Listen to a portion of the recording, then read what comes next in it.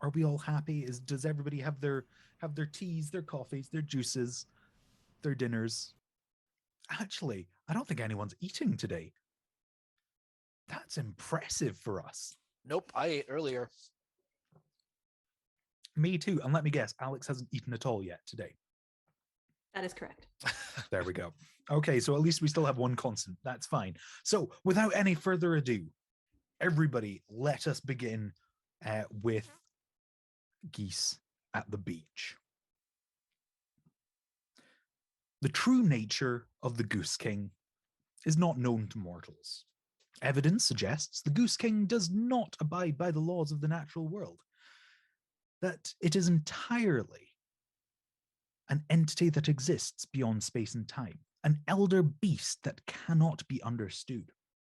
Other records, however, do suggest that the Goose King is a natural phenomenon, perhaps even a disaster on par with hurricanes and, other delightful natural disasters. Some hypothesize that the Goose King is the chosen form of some sort of ancient god, believed lost to antiquity and time, perhaps even a god that was worshipped by those that walked the earth in prehistoric times, and has now decided to regularly make its presence known to the foolish creatures who believe themselves safe on this planet. Some even believe that the Goose King is just a very large goose that somehow found a crown and wears it around. Regardless of this fact, the Goose King has awoken. This is an annual event, and as such, the Goose King demands to be appeased so that it might return to sleep without having to decimate all life. As such, the Goose King has summoned the most trusted geese that it knows to gather as many Shinies as possible.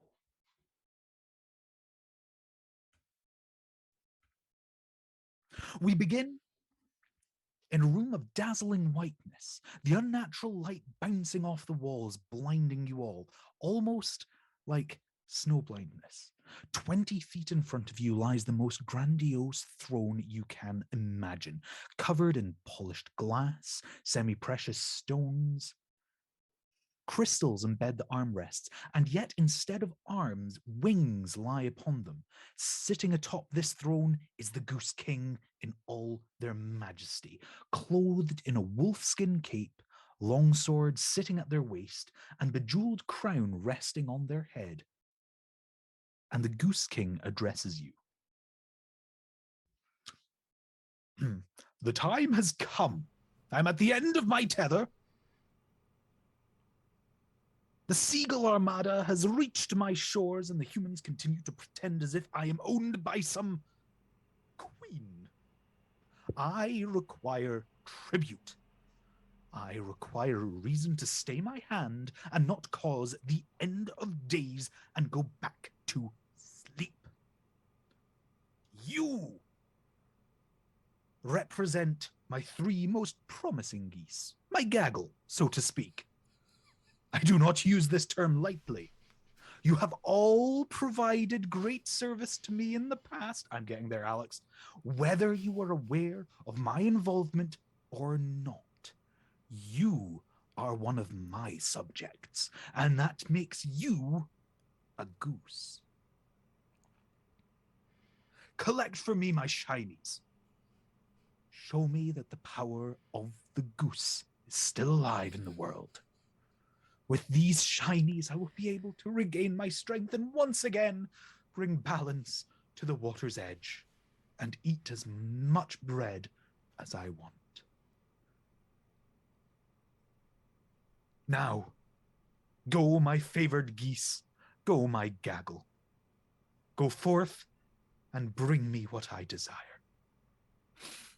Do not disappoint me.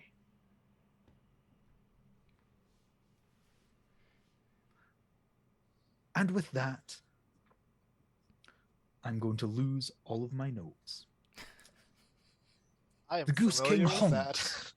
one final honk, and you are led out of the room by a sword-wielding duck. They bring you to a small antechamber, And I have lost the rest. What did my... It's always... Filibuster. There we go. Oh gosh, now where is it? Yes. And yes, sword-wielding duck. They bring you into a small antechamber and stare at you, awaiting any further questions to be asked.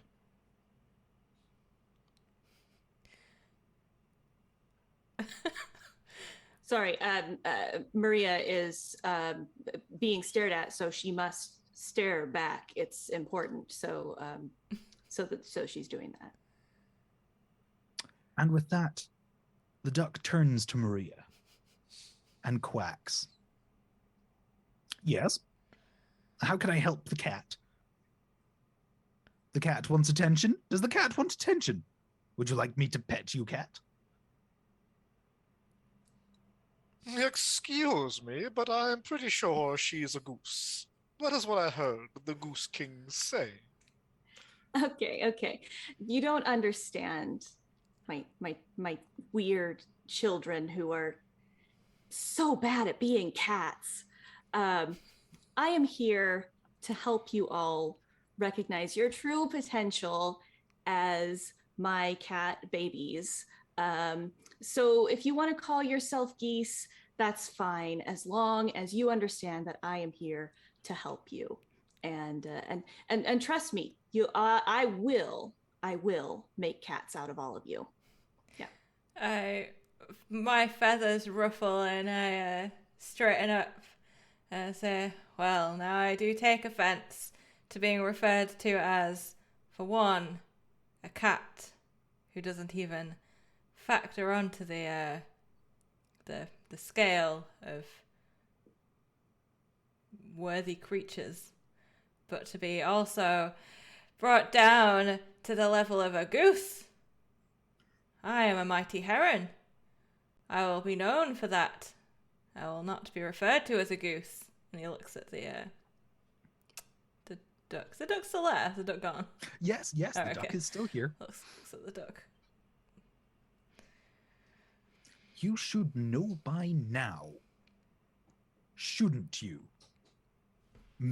Heron, that you are one of the Goose King's subjects. Ergo, you are part of the geese. You are part of our gaggle. I'm a duck, and yet I am a goose. We're all geese here. We work for the benevolence that is the Goose King. Without having the goose, then we have no chance of surviving. If we displease our master, he can just cause the Gooseopolis. Goosepocalypse. Please, you're giving me goosebumps.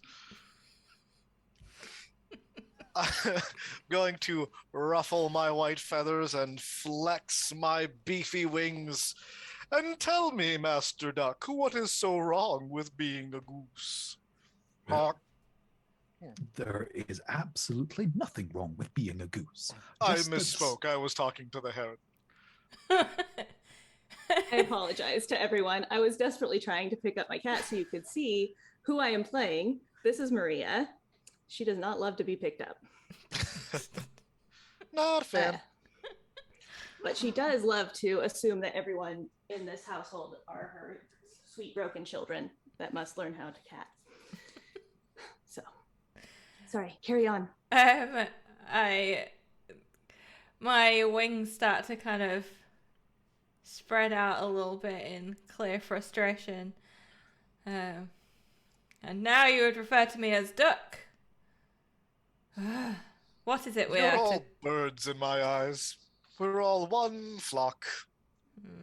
What is it we're to collect? Let's get this over with if we must. Well, Shinies, of course. It is as simple as that. Our dear goose friend does indeed tell the truth. Were you not listening? My interest lies with fish. Why did you not hire a magpie? They are known to be scavengers of such trivial things. Ah, so you were not listening. You were not hired. You were chosen. You, whether you knew it or not, you have worked on behalf of our Lord and Master before, and he found you to be one of the most promising geese in the gaggle. That means you have earned the right to be here. You should be feeling so grateful and happy that you get to go out there and stop the end times. Thrilled. Oh, I do love stopping the end times. Good. I didn't know you'd done it before. You should probably put that further up in your resume. Might have gotten to this position slightly sooner. Oh, there have been so many apocalypses in my house. You do not even understand. I could list them for days. I won't, but I could. Oh, okay. Okay. I mean, certainly the duck pond has seen its fair share of bread shortages, but okay. But to be more precise, Hearn, well, you need to collect the shinies, and the shinies. And he digs into a satchel that he's got slung around his shoulder and pulls out what looks to be a bit of sea glass, all dusty and no, let's face it, opaque at this point, has been brushed by nature to complete and utter nothingness. This is the shinies. So- See? But our goose friend immediately is drawn to its powers. This is the culmination. This is the greatest thing that the Goose King has done for us. All of the evils that the two legs have brought to the world get cast off into the king's domain and finds its way transformed. Each little shiny contains the nature within. It is this that the king needs to be satiated and protect us once more for a year.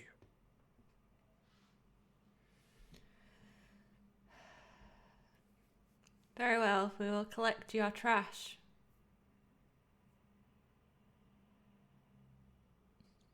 I think we will do a wonderful job and will make the Goose King so happy. And then we can all go home and eat cheese. Sounds like a wonderful spread. Tell me more about this being a cat. That seems like very interesting. Can I get sharpie things in my mouth too? I'm not sure how much we can alter this, but I would be happy to teach you the ways of catting. All I need is the teeth. The rest of this is immaculate. If there's anything reflective, I'm looking at my own. My own. Oh, there's mirrors aplenty. Buff goose. I will let out a feathery hand and say, "My name is Luis Goosemán, and yours?" Maria Sophia von Brandt, but Maria is good. Pleasure to meet you, Maria. And you, our fine feathered fish-loving friend? You can just call me Hearn. Hearn. How many vowels are in that? Absolutely zero. I have no need for vowels. We of the Heron Kingdom have no time for vowels. Just other than in our overall species, well, bird type name. They are the only two vowels we allow, and only in that one word. Oh, you're speaking my language. In cat language, we don't need vowels. All I say, my name is just mer. Very good. Just Fern, straight up there, straight in there. Well, there are at least 6 vowels in Luis Goosemán. Yeah, so There are actually 5, I think. like I said. Luis has 2 and Goosemán has 4. Or no, 3.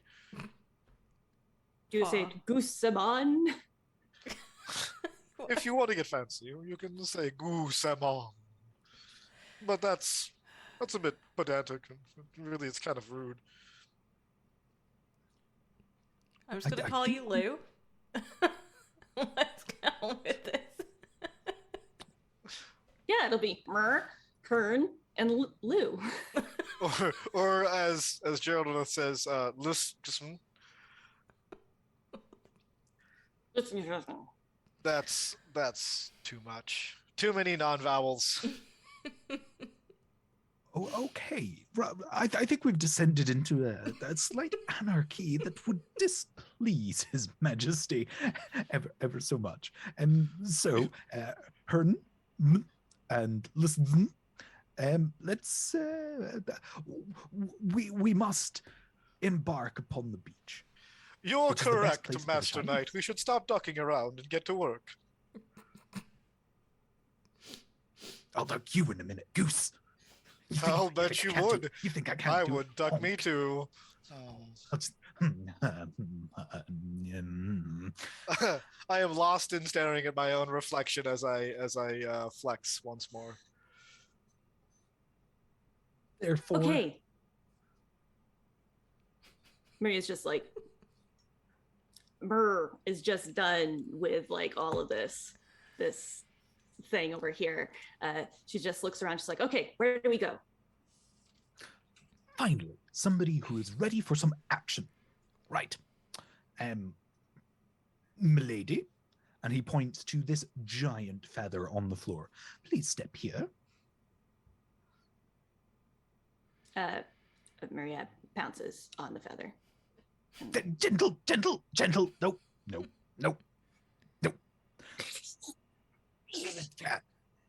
Bad.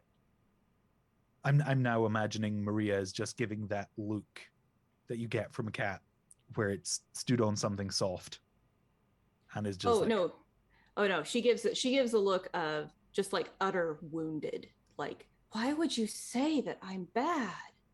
Well, she's got like a piece of feather in her mouth, and she just looks at you like, but why would you say that?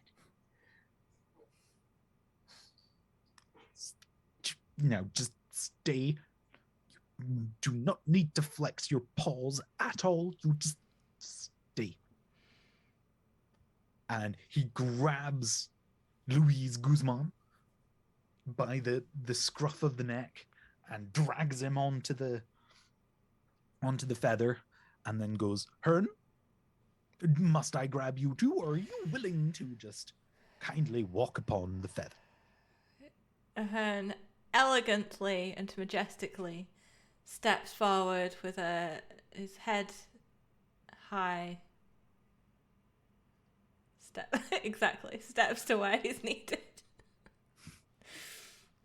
And I thought this would be much easier. I thought this would be so much easier. Clearly, this duck has never encountered these role players before. And then the duck just kind of backs off a little bit, stands behind the three of you, and then just starts flapping its wings and like, oh, wait, I'm not used to this much weight. And the feather starts to rise and shoots out of a window. And the three of you are just circling from the top of the sky, just going downwards on this magnificently radiant feather, spiraling down towards the beach. Maria, go. Did everyone hear what was happening when I was trying to pick up my cat earlier? No, I think you're muted. Oh, okay. Well, she was like, well, it's impossible to describe what she sounded like, but it's a shriek, and that is the sound that Maria is making the entire time that we are on the feather. Just a prolonged shriek. Luis will look at her and believe this to be something that cats do, and he will open his mouth and go, honk, right along with her shriek. Once they land, she will look at him approvingly.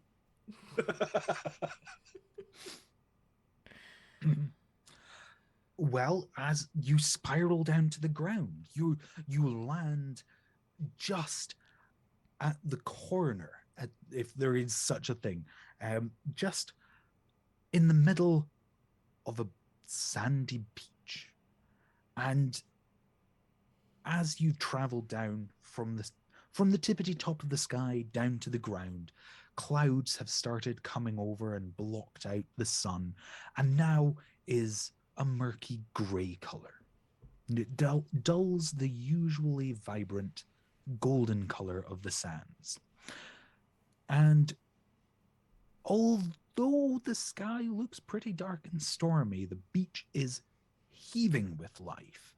And it's not what you were hoping for a quick gathering of the Shinies and then going back to the Goose King. It looks like things might be a little bit more difficult than you first imagined. There are humans running around the sandy beaches.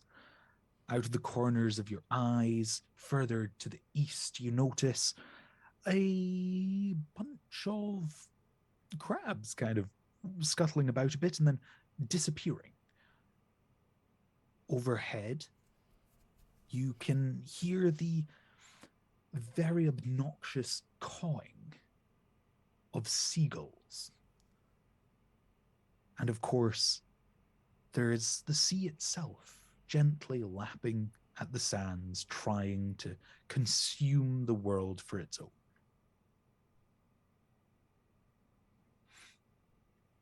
The duck lands next to you and goes, well, this is where I leave you. It's a union-mandated break at the moment, so I'm technically off the clock just now. Good luck. If you need us, just honk. But, I mean, to be fair, my union-mandated break is until the next time he wakes up. So we'll see you in a year.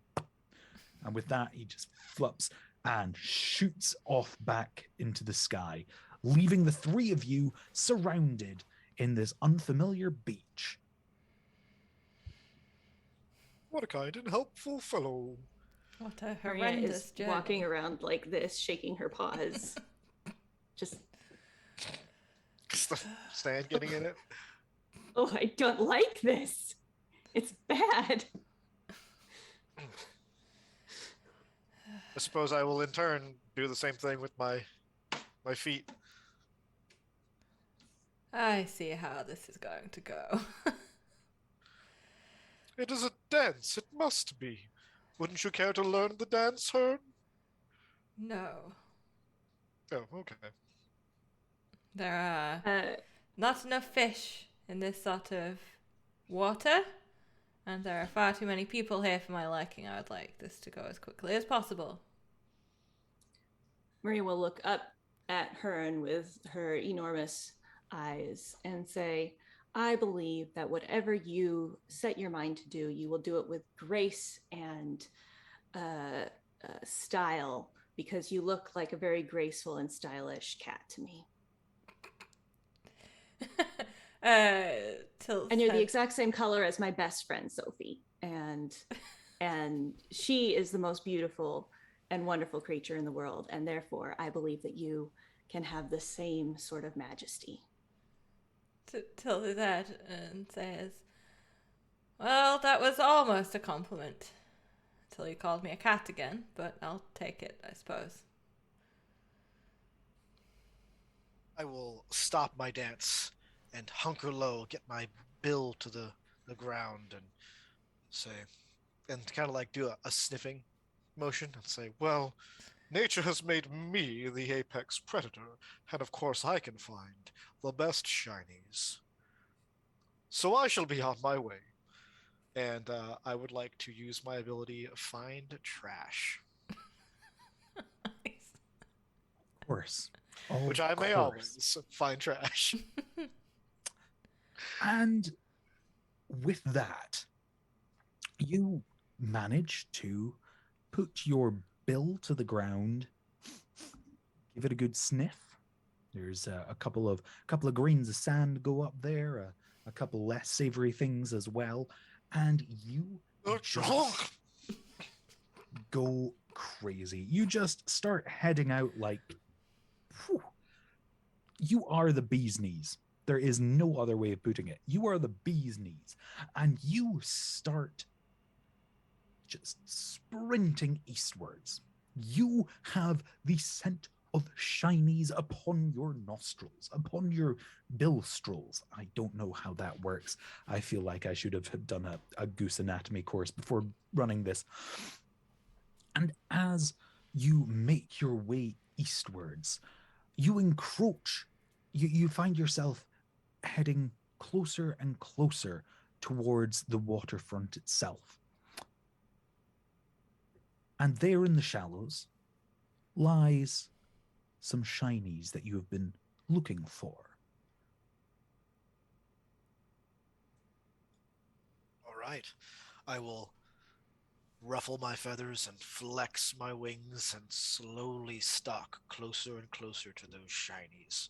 You're not getting away from Luis Goosemán. Then I'll scoop them up.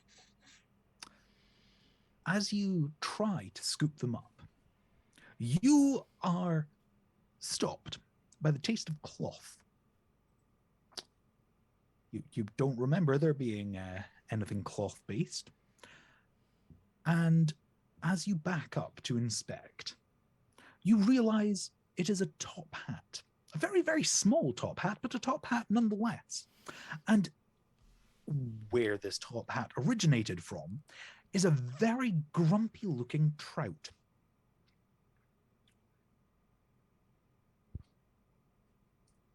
Well, hello Excuse there. me, sir. Excuse me. May I inquire as to why you are eating my hat?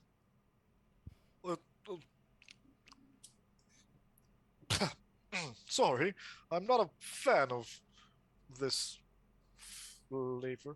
I'm looking for shinies for the great Goose King. His divine power demands it. Will you give me your shinies, please, sir? That's a very interesting idea, but no.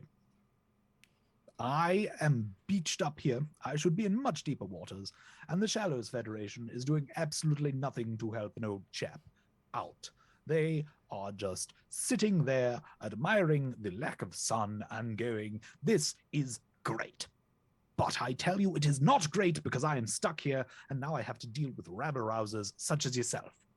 Oh, well, I happen to have just the thing. My good friend Heron has plenty of space in their beak for you. Heron, we have a fish here who needs help. I'm sorry. I'm very rude. The name is Hearn. Herons do not allow vowels. It stalks over and looks down at the fish, and I'm gonna click my beak. I don't know what it does. I just imagine it being like it is an ability. I don't know what it does. You can always do the thing where you like retract your stomach or whatever the hell they do through their. It's weird. Have you seen herons do that? No. Oh yeah, it's weird. Master Heron, thank you very much for your clicking. However, I do not understand your language. I'm very, very sorry. What? Is it weird for a trout to be in the sea? I feel like it's weird for a trout to be in the sea. It is not weird for me to be in the sea, or weird. Why is that? What's a heron doing on the beach? Well, that's a great question. I would love to be able to answer that for you. Well, to be fair, I can answer that for you. I was dragged here by some goose in a fancy hat, not much dissimilar to your own, and tasked with collecting the trash of these lesser beings that surround us here. But this goose that I am accompanying has suggested that you need returning to the water. It's not my usual MO. I will say you're lucky that I ate before we met with the king. But you would not be eating me. That is for sure. I am of pedigree. That means I am not for eating. That's why there are sardines. They are for eating. Me? I am a trout. That means I am of the position to not be eaten. This makes very little difference to my kind. But for what will you provide us with for helping you with this service? I believe we are looking for what they are calling Shinies. But I believe it may be more like pieces of broken beer bottles and old wrappers from things. I do not know of these Shinies of which you speak. That sounds like some weird fanciful... I was going to say donkeys, but they're not donkeys, they're geese. Some weird goose thing. The Goose King is getting out of control. That's all I have to say. It used to be back in the day, back when I was young, when I was a little thing just floating around, just like... The Goose King, well, he had no say in how the sea did things, but now he thinks, oh, I'm the Goose King. It's getting too big for his britches. I'm surprised that crown even fits on the head anymore. I have an ability called Pick Up the Knife. Is that knife currently on me? Where is Pick Up the Knife? That is a king ability. So It says Goose ability. oh, is it a goose? Oh, yes, it is. You can pick up the knife. I will pick up the knife and brandish it, point it, I can't say the words right, towards the fish and say, "Now, sir, I will ask you to watch your tongue when it comes to the Goose King, or I shall make sushi out of you." Can you roll me 2d8, please? Yes, I can. I rolled a 5. Oh, 5 is good, right? That's a good number. that is a great number. I'm really impressed with the way that you've handled this with such aplomb, I must say. That was aplomb and not a bomb, although in this case I did bomb it. we'll wait and see. Well, that. How could you, sir? I thought we could be friends, but no, you're brandishing a knife. Of course you are. You geese are all the same, I tell you, all the same. At least the Heron was willing to, put me back where I came from, but no, of course not. And then he kind of just looks down and goes, "I've lost my bloody monocle again." So just kind of puts it up. Just, you are a menace to society.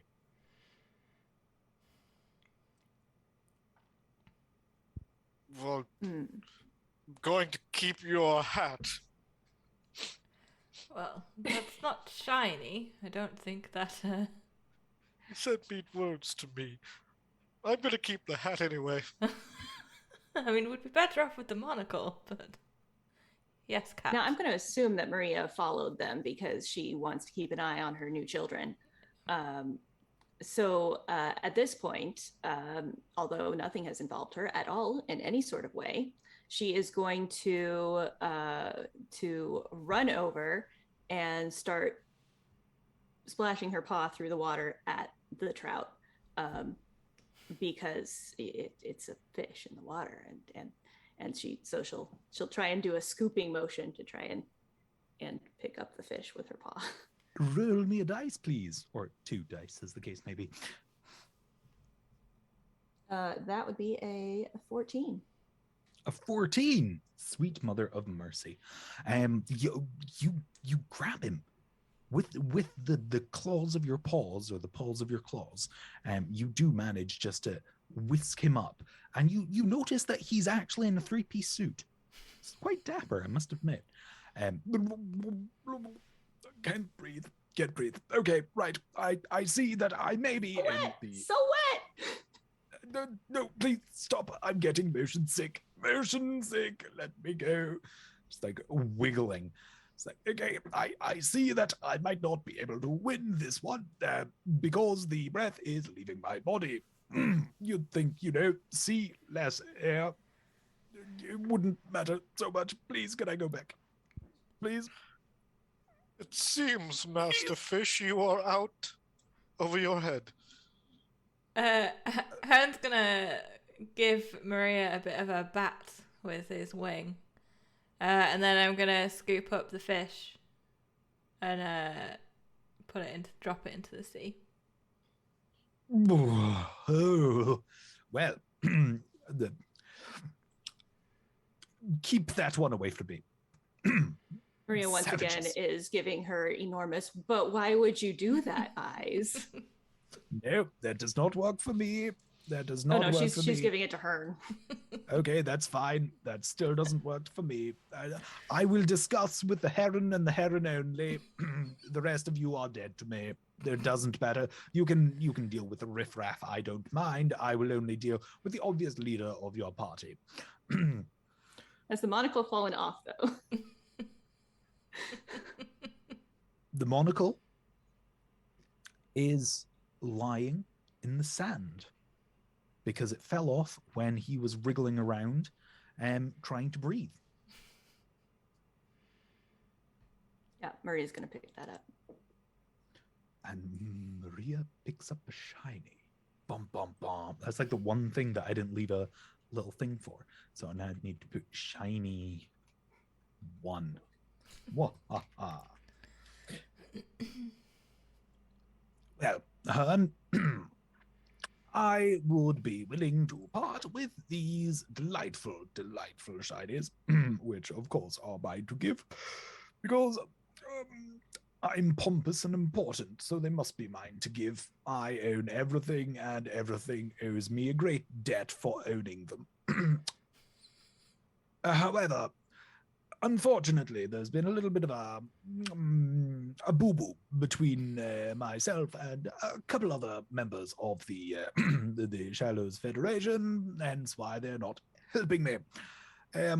But due to my fishness, I don't have the logic to break the spell, which I am currently stuck in. But you might be able to, and by breaking the spell, of course, you would be able to obtain the shinies. And what spell would this be? Oh, it's very, very, very, very, very simple spell. It's a delightful spell. It is the greatest of spells that have ever spelled. Spelling. Bees. Knees. Yes, I'm sorry. The brain I would like is to point going out funny. that at this point, Maria has curled up and started taking a nap. Typical savages. They try to eat you for dinner, and then when they don't get their way, they just go to sleep. Well, you're not going to be groundskeeper on my estate. You'll either try to eat everything, or you'll go to sleep. No work. No work. This is what happens. This spell. What do we course. need to do? Sorry. There's a riddle, and I don't know the answer. If we get the answer, then the spell is broken, and everything goes back to the way it should be. Okay, and the riddle is? Well, no. Oh yes, I remember now. Sorry, it's been quite a while. I mean, it's been over about 3 minutes since the curse was placed on me, so it's in one ear, out the other. Do I have an ear? I don't know. I feel like I have weird whisker things that kind of pick up sound waves. I don't know. Yes. So, why is the cat snoring? What is the riddle? Unless that is the riddle. No. That's not the riddle. We've already been through this. We know why the cat's snoring, because it's fallen asleep from not doing anything. Give Useless. me Yes, the riddle. The riddle is it's fiendish. It's fiendish. I don't even know what half of it means. But essentially, it's I mean, your friends might, or at least the white one might know this. I don't know. He's wielding a knife. He doesn't seem very learned. What did the turkey say to the rooster when he challenged him to a fight? Okay, one, it sounds like a joke. And two, are we supposed to give you the answer? Are we supposed to speak it in your vicinity? Are we supposed to go and speak to this federation you keep discussing? Oh, you don't want to talk to them. You don't want to talk to them. No, not at all, not at all. Sorry, it's just my way to break the tension a little bit. The turkey said to the rooster, "Are you chicken?" Ah. Well. No, you didn't like it? Okay. Well, you know what I thought? I thought it was pretty good. I thought it was good, so I used it. Okay, right. No, so the real thing, the real question, the real riddle, is fiendishly difficult. But essentially, a worm is needing to call home. There's been an accident. How does he call home?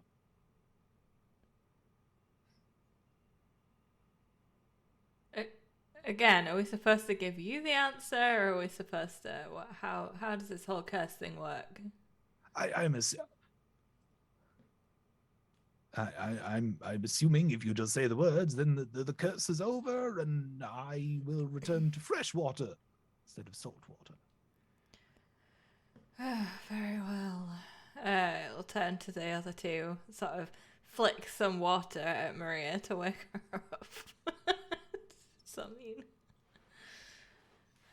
Say, alright, come on, we have a riddle. I wish to leave this fish as soon as possible. He takes about 10 years to say the one thing that I needed to know. Louise is just like zoned in on this whole story. Well, how does the worm call home? What's the rest of the story? I'm at the edge of my seat. Is there a seat? It's not a story, Lou. It's a riddle, apparently.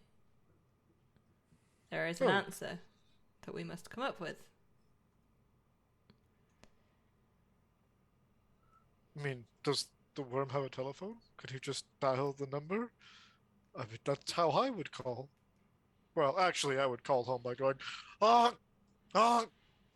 Usually someone answers. In the background, you just hear. Usually someone answers. Can the Well, worm that's do very that? similar to how things work for me too. I just go "Meow, meow, meow, meow, meow, meow," and eventually someone comes running to do what I want them to do. No, of course. What do you need? I just keep being you, you beautiful, weird white cat. Oh, well. Well, Maria is looking around to see if there are like humans nearby, because those are usually where she does her best work. There are plenty. A little bit further west, you kind of ran past them, but there was a big clump of looks like human babies, just kind of messing around in the sand. Okay. So she kind of squints at the other two and says, this worm riddle, do we need to figure it out right now? Maybe we can think on it. I don't usually get worms to play with, but I could go find some. Oh, you don't want to play with worms, sleepless one. No, you want to eat them. Nom, nom, nom, nom, nom, nom, nom, nom. Well, I'd be willing to give that a try as well. Okay, fantastic. You're taking orders. So I'll take 3 of them, 2 of them nice and raw. One of them's been dead a little bit longer, just a little bit on the crunchy side of things. It hasn't gone soft yet. Just a little bit of a crunch. Goes wonderfully with the salt in this ocean, I must say. I don't get a lot of salt back where I come from. It's bad for the heart. How do you feel about pre-masticated? Yes. Was that the right answer? I don't know. I don't know. I don't. Works for me. You, starfish. What does that word mean? What do you mean? Stop blowing bubbles at me. Oh, bubble off. So, Asa wants to know: is that a fishing line joke? Is this worm thing have to do with fishing line? Oh yeah, maybe. Because I got nothing on the solving of this riddle. I mean, if I'd thought of this riddle previously, then yes, fishing line would be a very, very apt way to move forward. Okay. Is it they just get on the line? They get online?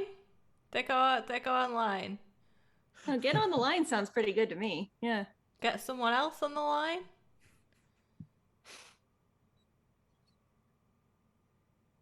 Worm phone. How basically going worm phone. As you can see, the collective intelligence of our group right now is not doing it. Yeah, Maria has completely lost interest in this conversation, is just staring at the human children now. Cat. No, you're supposed to be looking at me. It's very, very rude to look at you, not look at your betters. Look at me. Right, the cat Look at looks me. back at you. Thank you. And just There we go. Back off. No. Too close. Put them away. I don't think I like you. You sleep, then you look away, then you come too close.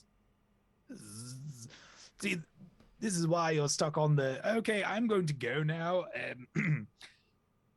And it kind of flips, because it's the nice big fish, just kind of flips in the shallow, just like, right, okay.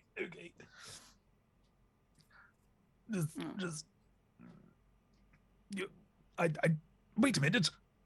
I couldn't do this before. It just kind of keeps flopping. He goes online. I don't get it. I don't know. Who knows? Maybe the phone was off the hook. It's funny because that's how they kill me.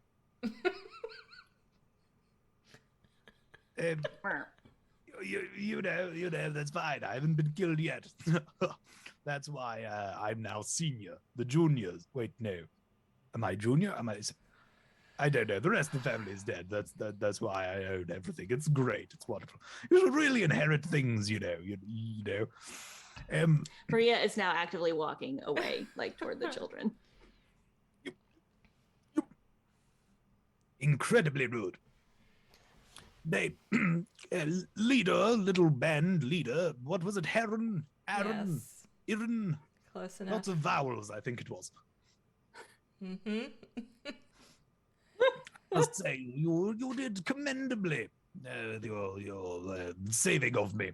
I can feel myself slowly drifting to fresher waters. But you'll see all the Shinies that are kicking around. And he just kind of waggles his tail in the shallows, and then you notice a couple of Shinies just not glinting. Not Tell me they're his scales. I guess otherwise he just gave us fish turds.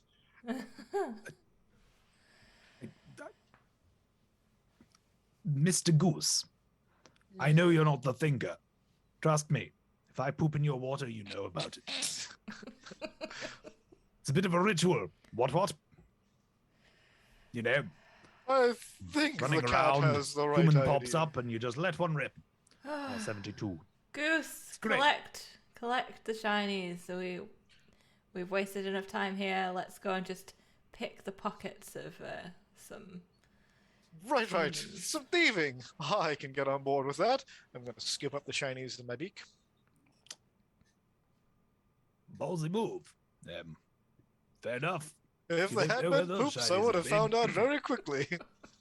You don't know where those Shinies have been, but I mean, I've been lying on top of half of them, so good luck. Maybe some of my self-importance will rub off on you. No. I'm going And- to go just like running in the direction of humans honking. That's just going to scare them. And What the I'm fish- shouting is thieving, thieving, thieving. It's time for thieving. And all the humans hear is honk, honk, honk, honk.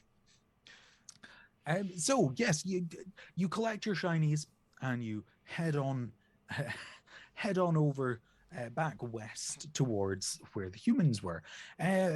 Maria was doing a fantastic job of just kind of slowly looking adorable. Oh, you like me. I'm soft and cuddly and will kill you. But then all of a sudden Louise just starts honking like crazy.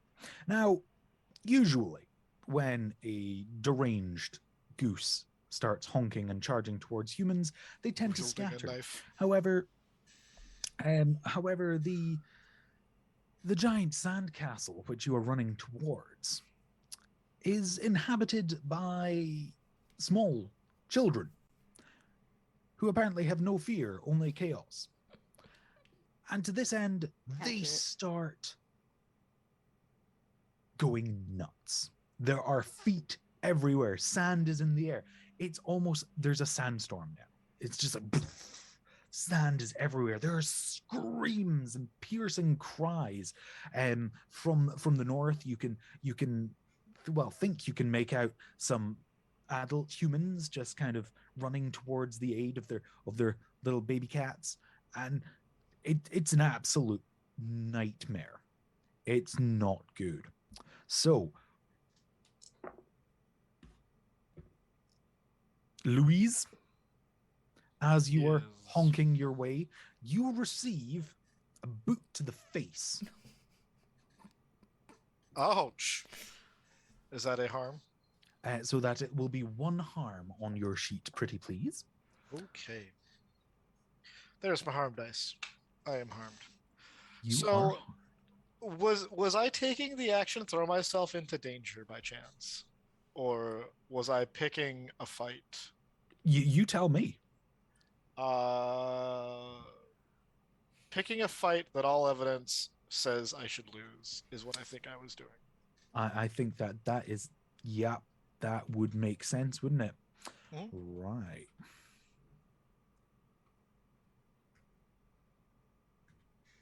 Okay, well, as you were picking this fight,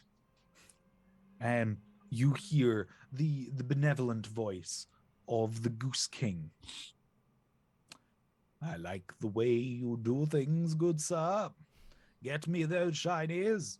You can take a couple of hits to the face because I believe in you.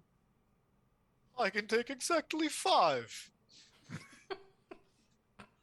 And for that, you receive a favor with the Goose King to Ooh. total 2 to allow you to do king actions or other fun, wonderful things. When you return to the Goose King, you can ask him to give you a little bit of healing.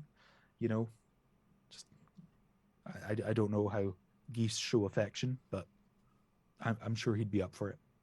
Does that mean that I have a favor that I can use to spend for one of the king abilities? Is that what you're Yes, saying? indeed. Okay. I have We one. all start with 1 favor. Yes, indeed. Oh, I didn't. So you have 2 favors. So I will also point out that Maria did take a nap randomly in the middle of something. But I did not realize that I needed to announce it in order to gain favor for oh, that is fine. You wouldn't normally, but I'm running around like a headless chicken. Apt. Beautiful, beautiful, beautiful. I mean, Waste for- on him. anyone who hasn't played Powered by the Apocalypse, typically you're not supposed to say the name of the moves you're using. It's just to like continue Just on include with it the narratively. narrative. Yeah. Mm-hmm. But it is easy when you're running the game to not realize someone is using a move on their character sheet because you don't always have everyone's character sheets in front of you. And this is why I don't normally DM. Just Asa nodding in agreement there. Correct. Oh, Correct. no. That's true. This is why, 100%. Because you don't worry yourself about the rules. You're just like, this is fun, which is what makes you a good DM. Oh, shucks. We'll This wait. guy. We'll wait for chat to weigh in on this one. Okay, so we've already had Louise hit in the face by a random child. Who would Maria Hearn? Are you guys jumping to the rescue, or are you just going to leave Louise to the hell that he has created? Well, I suspect that Maria's kind of already, like, she was already trying to charm the children. And you know, if someone had asked her for her guidance on anything, she could have told this someone that you don't run at them honking, you flop down in front of them and thrash around a little bit and look really adorable and make lots of murr noises, so that they know that you're talking to them and that it's important. So that's what she was doing before, you know, all hell broke loose. So I think at this point she's she doesn't really... What is the cat response when children start running around and kicking things? Yeah, her response is to be like, "Oh no, you're gonna step on me," and like go the opposite direction.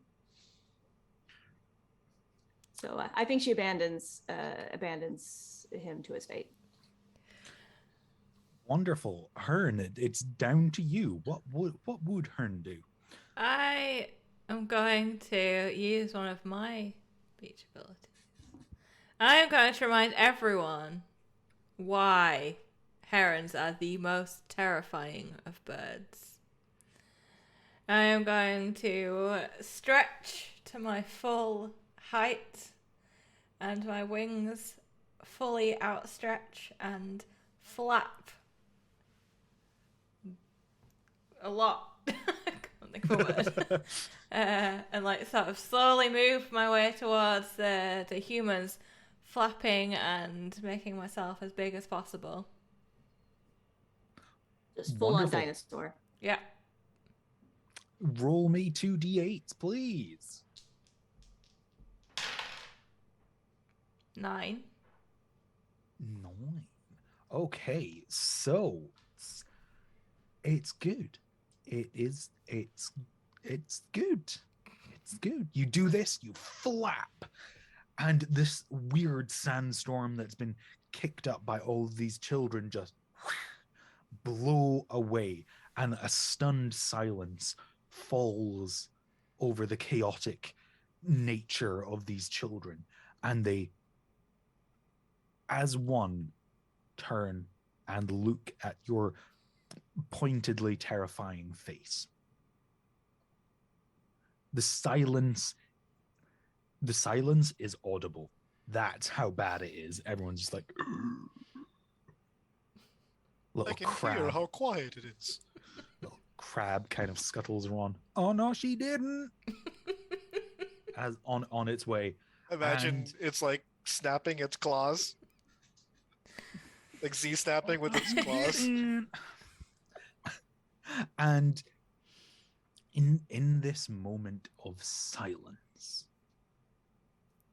you notice that one of these children has a big, like, I was about, oh God, this is awkward. Big see-through plastic cup, just like this, that you get from, you know, your average pound shop or dollar store if you're American. Other stores are available. And inside this cup is a horde of shinies. You are locked on eyes with this small child. And it looks like it could go either way. Either bolt and take all those shinies with him, or bolt screaming and dropping those shinies onto the floor.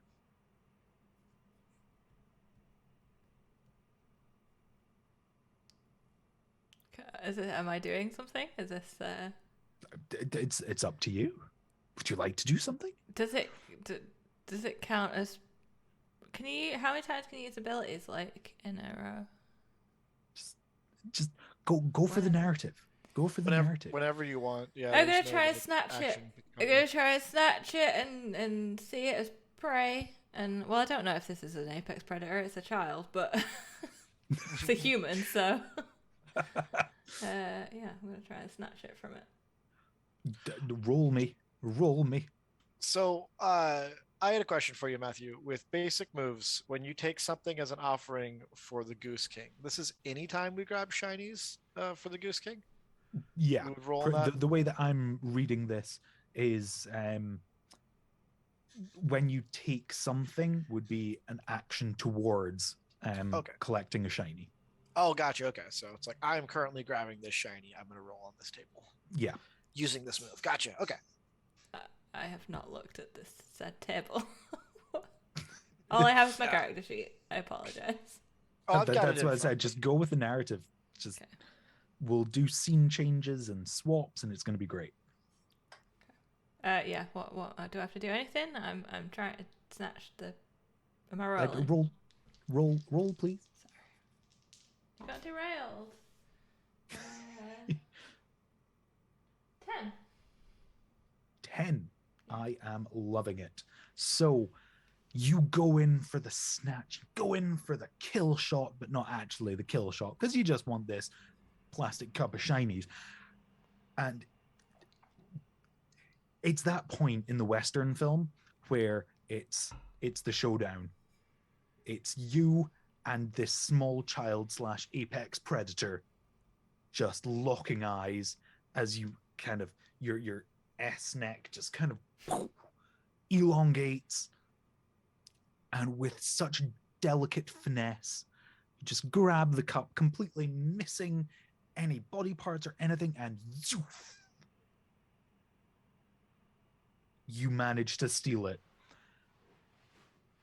And the children scream. Oh, it is piercing. It is terrifying. At this point, even the adults are just like, you know what? They're dead. They're dead weight. Leave them. It's okay. We enjoy doing it. We can make more. Okay, let's go. And they start sprinting. Asa, the father, looking very unhappy with that. Just like, I wouldn't leave my kids to a heron. Goodness gracious. Oh, I would leave my kids to a heron in a heartbeat.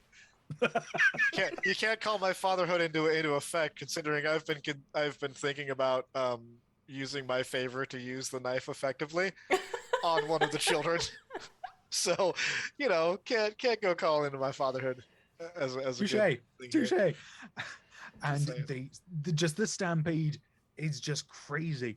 And the castle, the once glorious sand castle that was standing in front of you, is now decimated.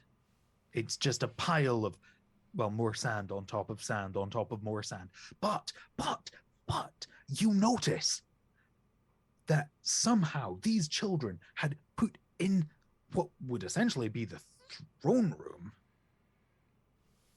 a giant shiny.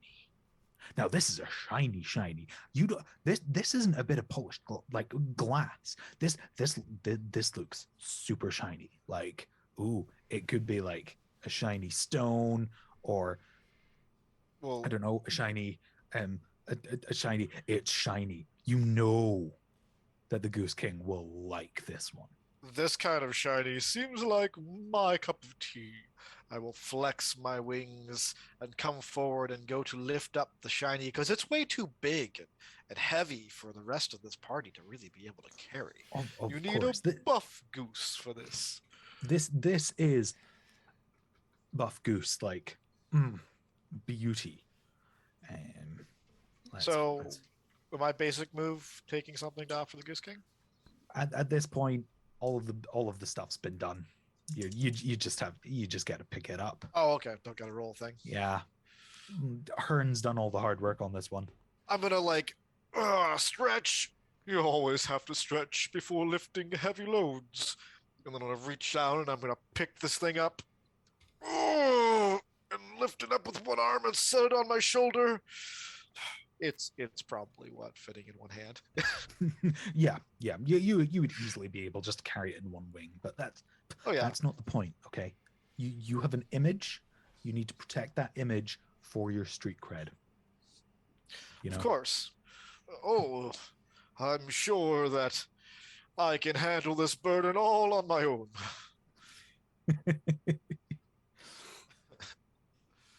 Now, the stampede has made its way off the beach and kind of onto the grassy embankments, and you can see that the adults have started to tentatively make their way back towards the embankments to see whether they would be able to have money or not anymore. And Oh, it's just a couple of birds and there's a cat rolling around over there. and then they're just like, oh, that's a shame. I thought I might have some disposable income now. No? Oh, well, all right. And then it's like, wait a minute, that traditional kind of parent just kind of like, wait a minute, we shouldn't have to deal, this isn't all, we shouldn't have to deal with we shouldn't have to deal with nature at the beach. What are you on? No, this is not on. Did not go to the beach to deal with nature. As such, they band together and start kind of making their way onto the beach. What would you guys like to do? You can go north towards them, further west, east, or south. Two things. Question: how many shinies did Hearn pick up from grabbing the cup? So in true Powered by the Apocalypse style, I have put that down as one bundle of shiny. Oh, bundle of shiny. Yes. All right.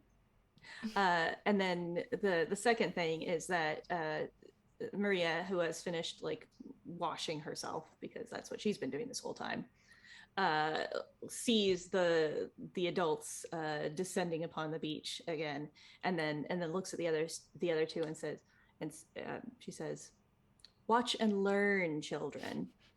And then proceeds to make her way over to the humans, being as extra cute as she possibly can, making her little mer noises. When she thinks that she catches one's eye, she'll like flop down and look at it sideways and like thrash around in the sand, and then quickly sit up and wash herself, and then flop down again. And occasionally yell to make sure that they're paying attention to her because they're not paying enough attention. Of course. Do me a roll, please. I feel like I shouldn't need to make you roll, but I want to see how well Maria pulls this off. That would be a 9. So not the best, not the worst. Not the best, but it could be worse. So maybe she's distracted by all the sand. Yeah, it's understandable. I mean, she'll be washing that out of her for weeks, but that's fine. So in a very Shrek-esque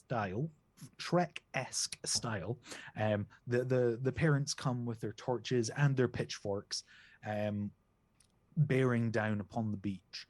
Oh dear Lord Trusty, that was terrible. And just the sight of Maria melts even the toughest of hearts.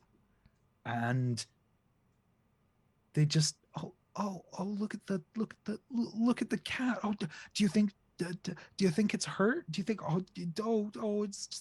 look at its big eyes. It's just look, it's got little sand on its hair. Oh, its fur. It's like speckled with little gold dust.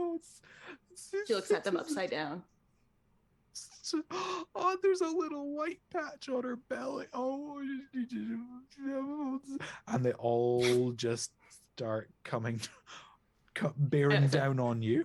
I was about to say, what does Maria do at this stage? I mean, if someone touches her belly, then actually my cats don't claw or bite people. They're very, very nice. She's maybe nice. Maybe she's a little less nice than they are. So if someone goes for her belly, she'll like move away and just look at them with her huge eyes, like, but why would you do that? You're hurt. Don't do that. She must be hurt. She doesn't.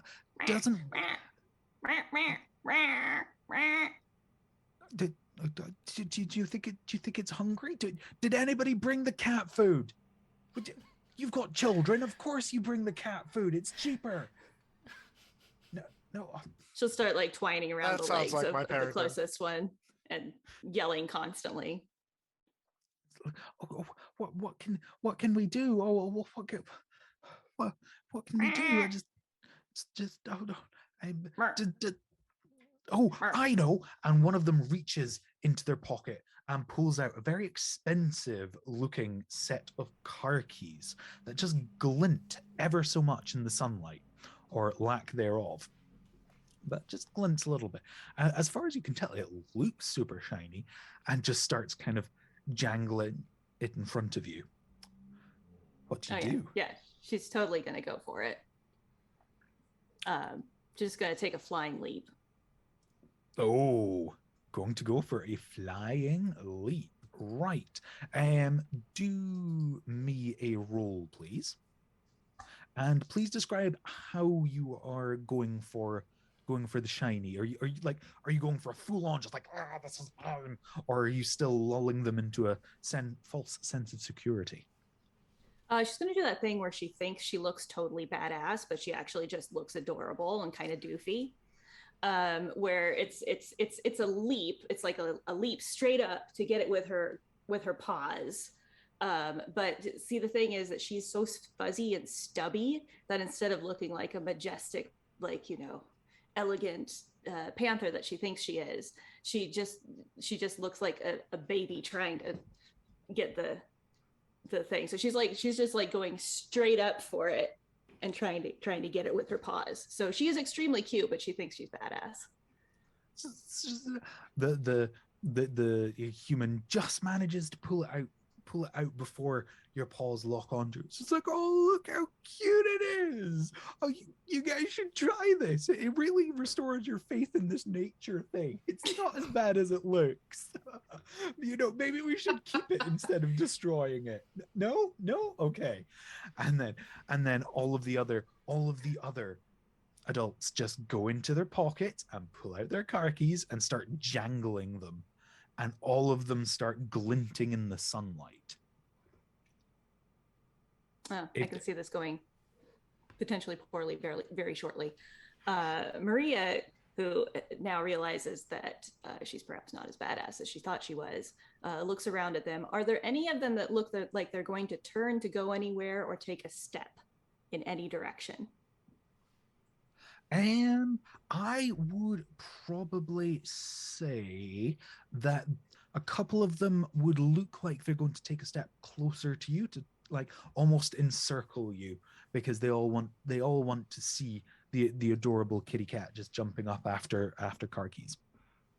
Okay, so another special skill that Maria has is getting completely and utterly underfoot when you thought that she was absolutely not going to be able to do that. So one of those humans, maybe a little further off, that's taking a step toward her, she is suddenly going to be right in front of their feet. And she is going to scream, "Oh no, you're going to step on me." And then instead of moving out of the way of the foot, she's going to stop, just like full stop, right in front of the foot. And if they don't trip, then she is not doing her work properly. Do me a roll, please. I have to know what humans hear when cat screams, "Oh no, you're going to step on me." I mean, I know that is exactly what Maria says every time. She immediately stops right in front of my foot and looks at me accusingly and goes, "Rah!" That's what I wanted to hear. Perfect. Yeah. I mean, I would try to demonstrate, but she, as per usual, has like run off somewhere. Of course. It's always the Anyway, same. rolling. While this is happening, may I also use an ability? Of course. So as this scattering is happening, I would like to have kind of waddled my way into the crowd, and then as soon as Maria gets almost stepped on and does her sound, I'm going to take flight in the middle of the crowd, scattering them. Okay. Okay, see, this is good stuff. We're now working as a team. I'm loving it. Please do me a roll.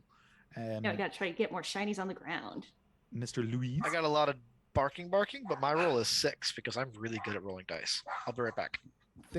Things are going great here. Well, Maria does it. She screams, she stops. Human, like, foot just touches her back and then realizes, along with the scream. And then we have the flapping wings of Louise Goosemán just, and dear Lord, the scattering is immense. Keys are falling to the ground as fast as gravity will let them, because it's a constant, isn't it? And just there's like if this was a sci-fi film, it would be the orbital bombardment on the planet, just like little sand craters, just there's like little insects on the sand just like running for cover as granules come flying over their heads. No. There's a little like a little sandworm or something that's just like, no, Derek, stay with me. And Derek's just like, hold on, I'm a worm. I'm growing again, because you know that thing where you cut them off and the head's kind of, yay. And then it's like I'm that. Derek, I'm Jacob, yay. And the keys just fall to the ground and the shinies litter as the humans are scattering in disarray. They have no idea what's happened. They came to wreak revenge against nature, full on in first person. Nature fought back and won. So now the humans are going to go back to their passive aggressive ways and just continuously deforest and mine for oil, destroying all of our natural resources. Yeah, like you do. Did I fail and summon a giant worm that helped solve this problem? Is that what just happened? Sorry. So the scene took a little bit of a turn.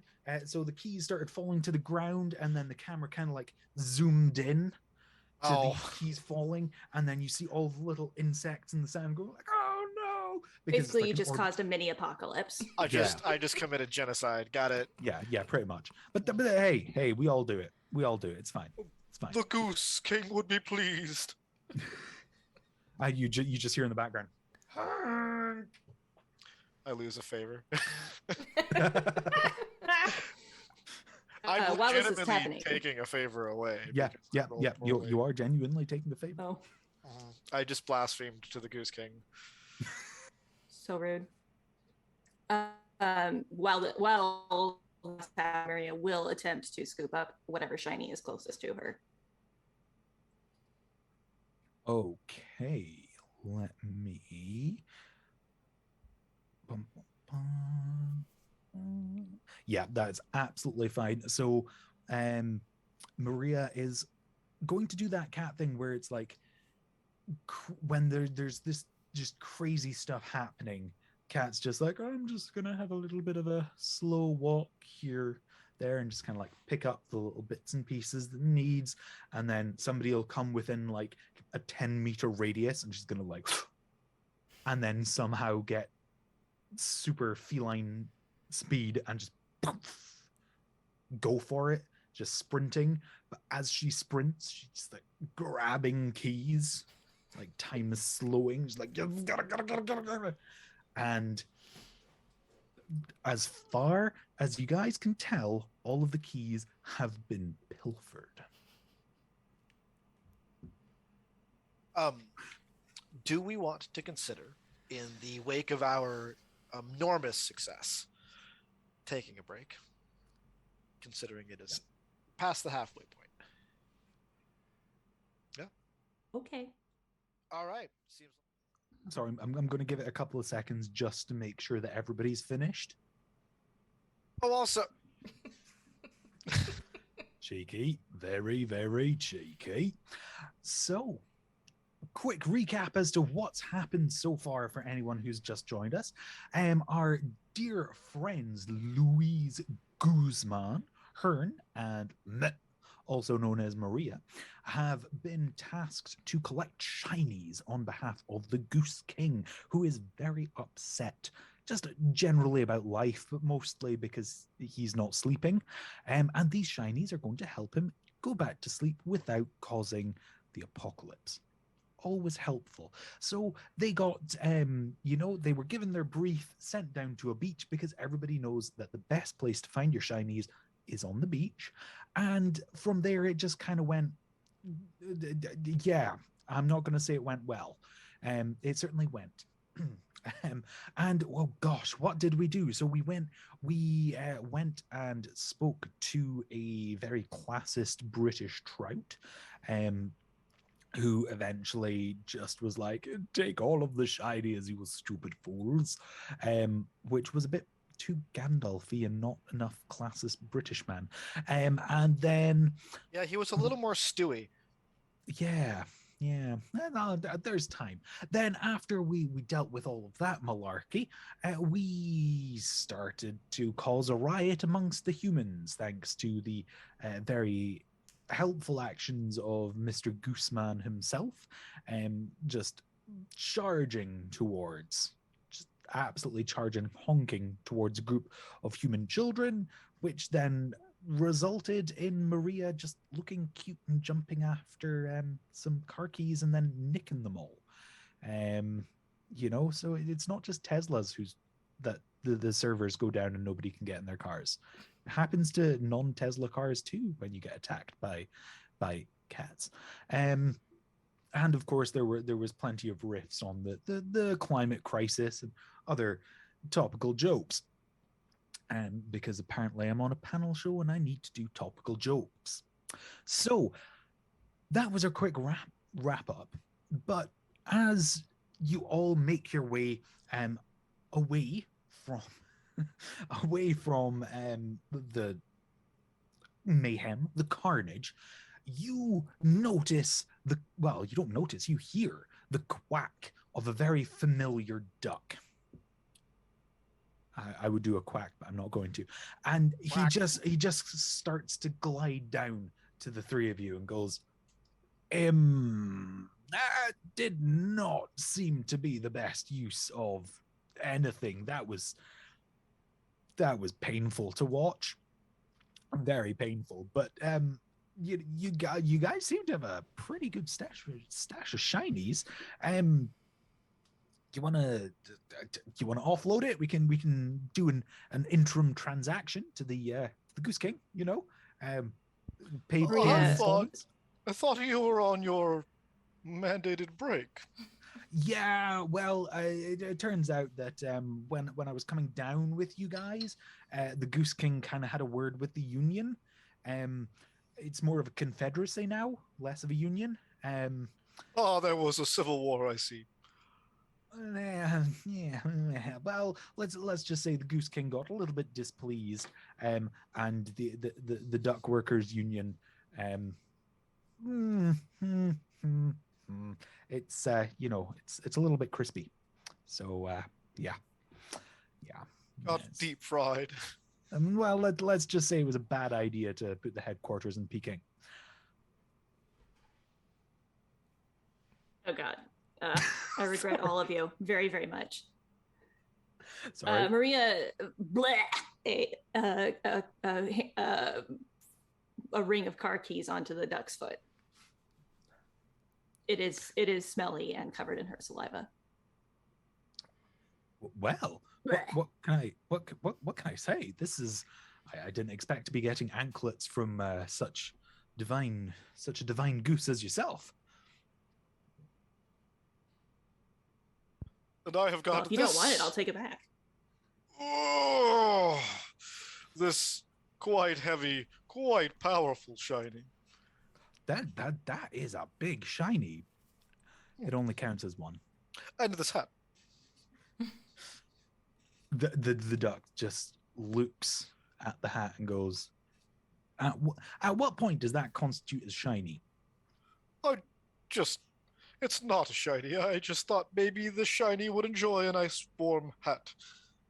I know I did. The duck then swipes the hat and puts it on its head. Maria bops it off. I'm sorry, I couldn't help myself. It's a compulsion. I thought we were friends. She very carefully picks it back up and puts it back on the duck's head, and then paps it off again and just like, I'm sorry. Why, I'm so ashamed. Why would you say that? Why would you do that to me? The duck's eyes just start to widen. It's like, oh no! He's would pulling you my do that playbook to on me. Why would you do that to me? But I didn't do anything wrong. She's getting her own medicine. She very carefully puts the hat back on the duck's head and just stares at it. Oh, just boop it off. There we go. Now we're back in. Now, Hearn. Hearn. I am the duckish chef. Herny. What did you bring? He'll very carefully place the cup of Shinies at the feet of the duck. That's a lot of Shinies. Yes, it is. I can see 1, 2, 3. There's a lot. We don't need to. You can go home and count them. I do believe Lou has some that he scooped up from the riverbed or the seabed. Sorry, I'm not used to being around this sort of water. And a The trout left monocle, behind. I believe. Yeah. I have the monocle, and I also have more keys. I don't know how many keys you gave me. Well, that's right. Okay, we're now reaching the limit for return journeys. It usually just states 3 medium-sized animals, or just okay. Right, everybody, hold on. And he starts blustering the feather, which you guys have stood on again, and The wailing begins again. you start soaring, and as Maria starts wailing, the duck just goes, really, that's right in my ear, please, no. It just ascends into a shriek. Oh God, no. Louise is not honking. She is very visibly upset because everyone else brought more shinies than he did. Maria's too busy wailing to comfort him. Well, it doesn't take long. You guys magically go up, and then you're eventually in this antechamber again. And Duck sort of dusts himself off, just kind of like straightens his sword, and is like, right, okay. Just kind of flaps his tail a little bit, goes underneath his wing and gives it a good sniff, and then he just opens the door and goes, Your Majesty, the gaggle's back. They've brought shinies. And the king looks at the 3 of you and goes, Approach. What have you brought me?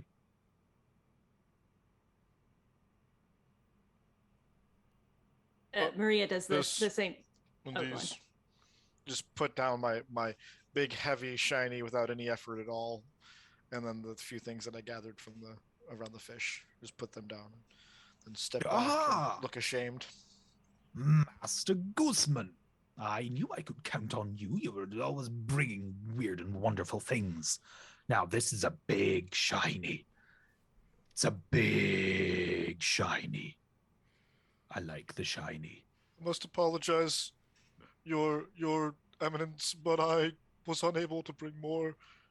I feel so ashamed of myself. I did the best I could, but if you give me another chance, I'm sure I could do better.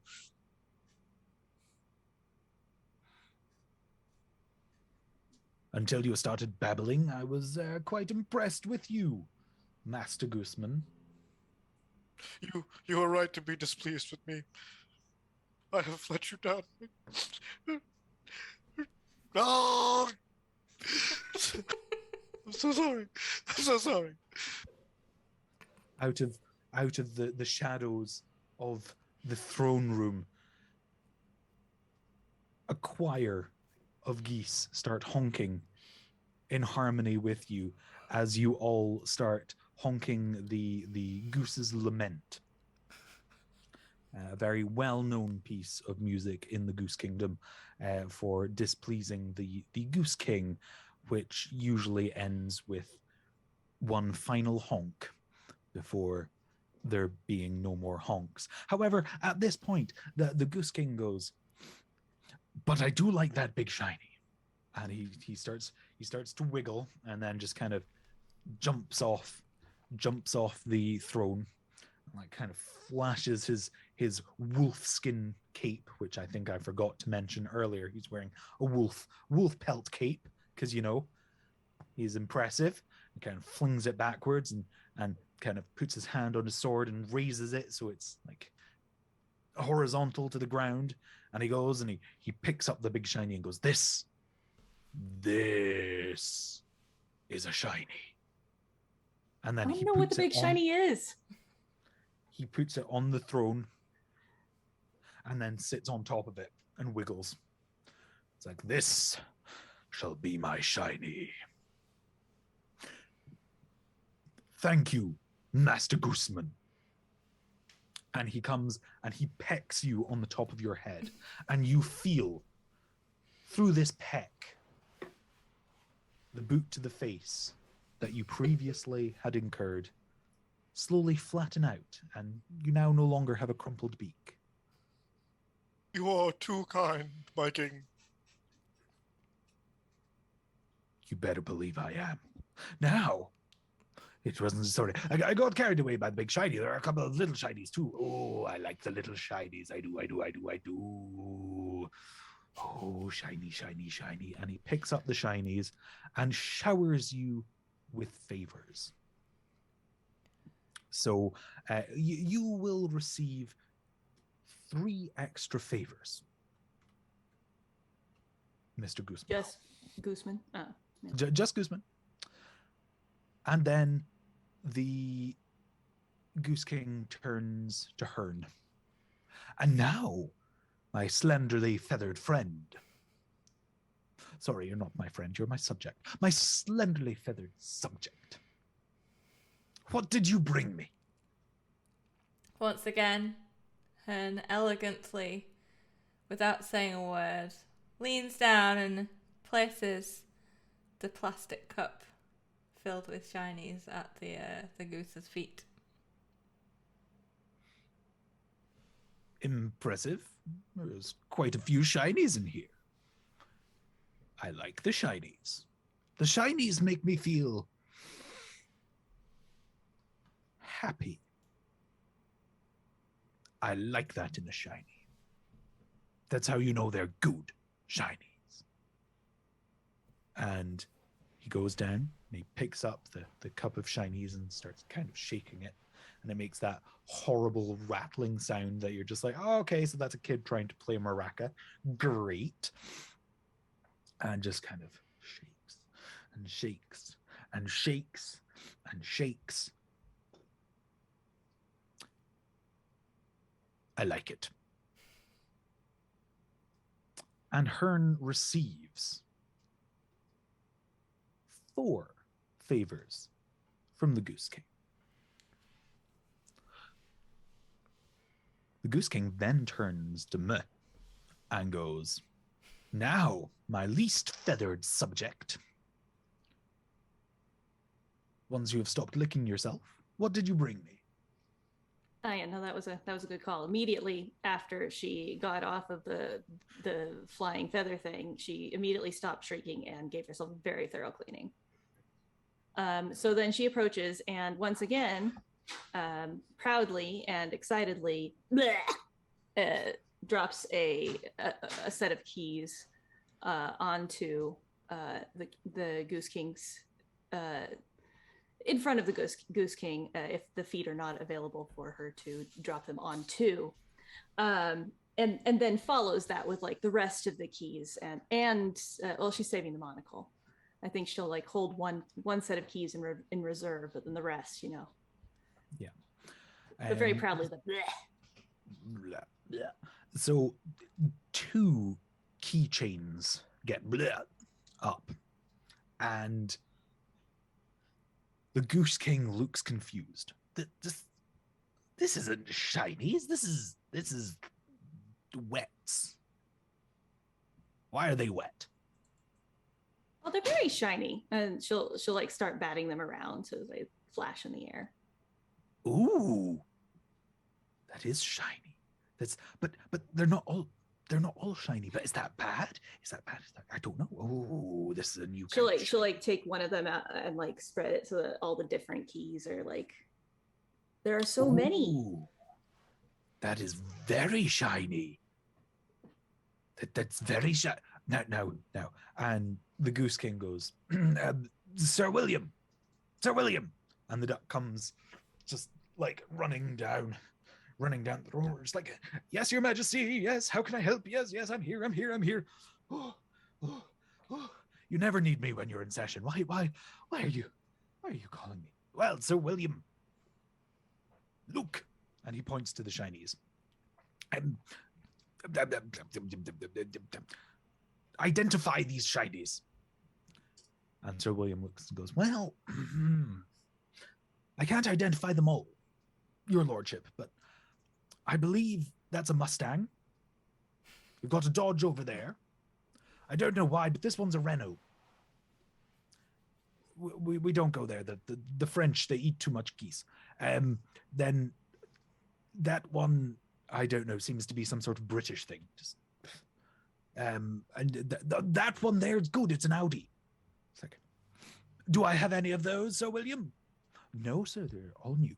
And he turns back to and goes, I accept the shinies, and provides you with 4 favors. Now, I'm happy, but I'm not sleepy. I am feeling very, very, very, very unhappy at this. So I am both happy and unhappy and not sleepy. Famously, only 2 things. Therefore, go. I expected better from the 3 of you at this stage. Don't make me angry. And when he says angry, a flash of lightning strikes from, well, you kind of feel it as a rumble underneath your feet, and then a big flash of light from the windows. See, look what you're doing. You're making me angry. Sir William, escort them out. I want to sleep, and they are not conducive to good sleep. Bring me shinies, and I will rest. And he then kind of wiggles his butt on top of the big shiny. It's like, oh, that's it. Yep. Oh, that's heating up nicely. Is it a hubcap? No. It's a shiny. It's a big shiny. I will waggle my tail feathers and say, well, we have work to do. Come, let us collect as many shinies as we can carry with our big, muscular wings. As they like walk away, Maria says to the others, if all you wanted to do was sleep, I could have just sung him a lullaby. I want to know what a cat lullaby sounds like. No, it sounds like exactly what you think it sounds like, in that it's not a lullaby at all. And it is the cat outside of your room while you're trying to sleep, wailing because you have not fed her yet in the morning. Or because you've closed a door, and God forbid there are closed doors in your house. Yeah, no, it's blasphemy. Cats are like, don't you understand how this works? It's an open door policy. Everyone's allowed everywhere. Yeah, I don't actually want into your room, but I want to be able to go into your room if if I so choose. Oh, hi. Speaking of cats that get in through the more doors. kitties. All right. Let us collect shinies. I need to use my favors to antagonize humans and obliterate obstacles and cut someone with my serrated beak. Well, Also, Sir I have this William, knife. Sir William, as you now know him, it's like, right, okay, you know the drill. On to the feather. You better hold on this time. He's not very pleased. I mean, he is pleased, but you know, like most people, you really want them to, you know, show love and affection, but they do it in their own way. You know, it's he is Maria happy. purrs and bumps and bumps Sir William's head with her face. And what was purrs that some for? more. You just Affection. no. Oh, you want affection? And then he raises out his feathers and starts trying to pet Maria. She looks at him woundedly again. Invigorated by the words of my king, I will sing the songs of the cats as we descend on the feather. Oh dear Lord. Maria definitely joins you. Oh dear Lord. Oh, Sir William, you guys get sent down. You're buffeted left and right as this sort of thunder and oi, out the trash, you little rat. Sorry. Just even so. You know, that's the one place we haven't looked yet. I bet there's plenty of shinies and a little bit of food in the trash. I just had to rescue Maria's food from Sophie, so. Yeah. It's a real problem, people. You guys buffeted left and right. However, you make it down to the beach again, but it's slightly different. In the center of this beach, a giant sand hole has opened up. Sir William turns around and goes, okay, maybe he wasn't quite as happy as he thought, as we'd assumed. He doesn't usually pull out this kind of stuff until, you know, much later on in the day. But hey, what's a sand hole between a sinkhole, sand hole, that thing, between a couple of friends? You guys might want to get a couple of, you know, get some more shinies before you know it. That'd be great. Yeah, thanks. And then Maria is busily at the edge of the sand hole, like trying to cover it because that's her job. It's just it's too much. There's just too much. No. And as is doing it, she starts to hear growling and rumbling and not very nice voices coming out of the hole. Oh.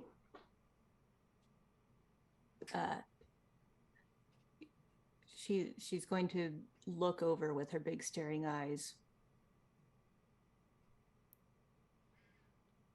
What's in the hole? Can she see?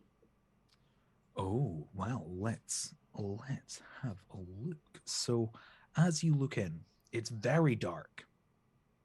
It's very dark. She's a cat. You do see flashes of not quite white, but sort of dirty, messy whiteness and kind of it's more like the sand seems to be knobbly. It just doesn't look right. You're pretty sure you can see some eyes, but it's hard to tell.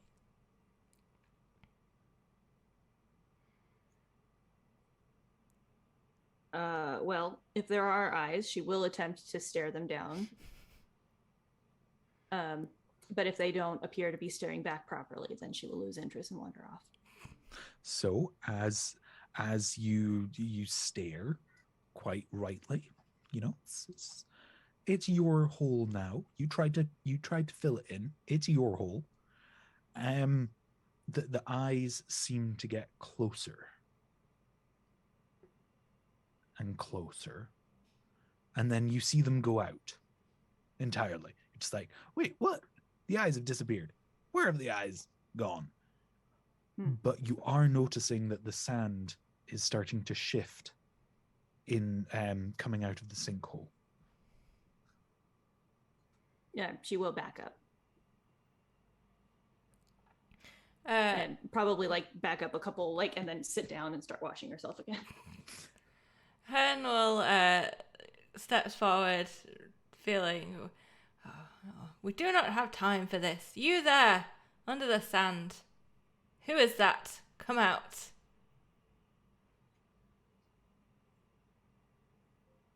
What do you mean? I only come out when I want to come out. In Well- my weird accent. Well, you are scaring the cat, and we have no time for this. Have you got shinies or not? What can I say? It tastes much better when it's scared. You're not answering my question, sir. I like it when you call me sir. Nobody calls me sir. And who are you? My. Plenty of questions from you, my thin-legged friend. Are you going to give us something shiny or not? Put it this way. In my eyes, the black cat is my kind of shiny. And with that, a second hole appears in the sand, gunning it towards Maria. This hole is slightly different, as it's very, very long, and then the hole also seems to have teeth and a jaw and some eyes, as a giant crocodile comes bursting through the sand. Here's my high tea. Parkour. I'm going to pull out my knife. You can do that. Maria is parkouring like straight up into the air and leaping over whatever is coming at her. If there is high ground, she is leaping to high ground. If not, she is just like going in the opposite direction of where it came from. But either way, it is a thing of wonder. Oh, I've seen cat gymnastics and ninja moves. I agree. Yeah. So we're doing some straight up parkour to avoid Lovely. that. Do me a roll, please. Yeah. Yeah. 7. Okay. This is good. You do it. The parkour is spectacular. It's one of those like slow-mo shots from like movies / video games where the team is just like as one, just like, we are prepared as you parkour over this gaping maw. Louise Goosemán just kind of out of nowhere takes out his knife, his little stabby stick. It's like, I'm going to attack you. And Hearn seems to stand there. Oh no, we know what Hearn's gonna do. And the crocodile, his jaw just boom, slaps closed in the exact spot that you were moments ago, Maria. Just boom. And then with the facade over, he kind of shakes to get as much sand off and then spins round to view his attackers. Or no, to view his prey, his lunch, his high tea. I would like to use a favor to use my knife effectively. Oh. What do you do? How are you effectively using this knife? That's a really good question. I'm going to channel my inner cat, positioning the knife as though it is my claws. And I am going to scratch at the legs of the alligator. Crocodigator. Crocodile. I imagine I have to roll, right? That's an ability I roll for. Yep, roll me. I got a 7. Not too shabby, not too shabby. So what you go in and boom, your knife claws just manage to somehow pierce through the thick leathery hide of the crocodile, and he immediately goes, oh, whoa, that's not nice. That's not very nice at all. Fear me and run away, for I am the apex predator. If Maria weren't busy parkouring out of this situation, she would be so proud of you right now.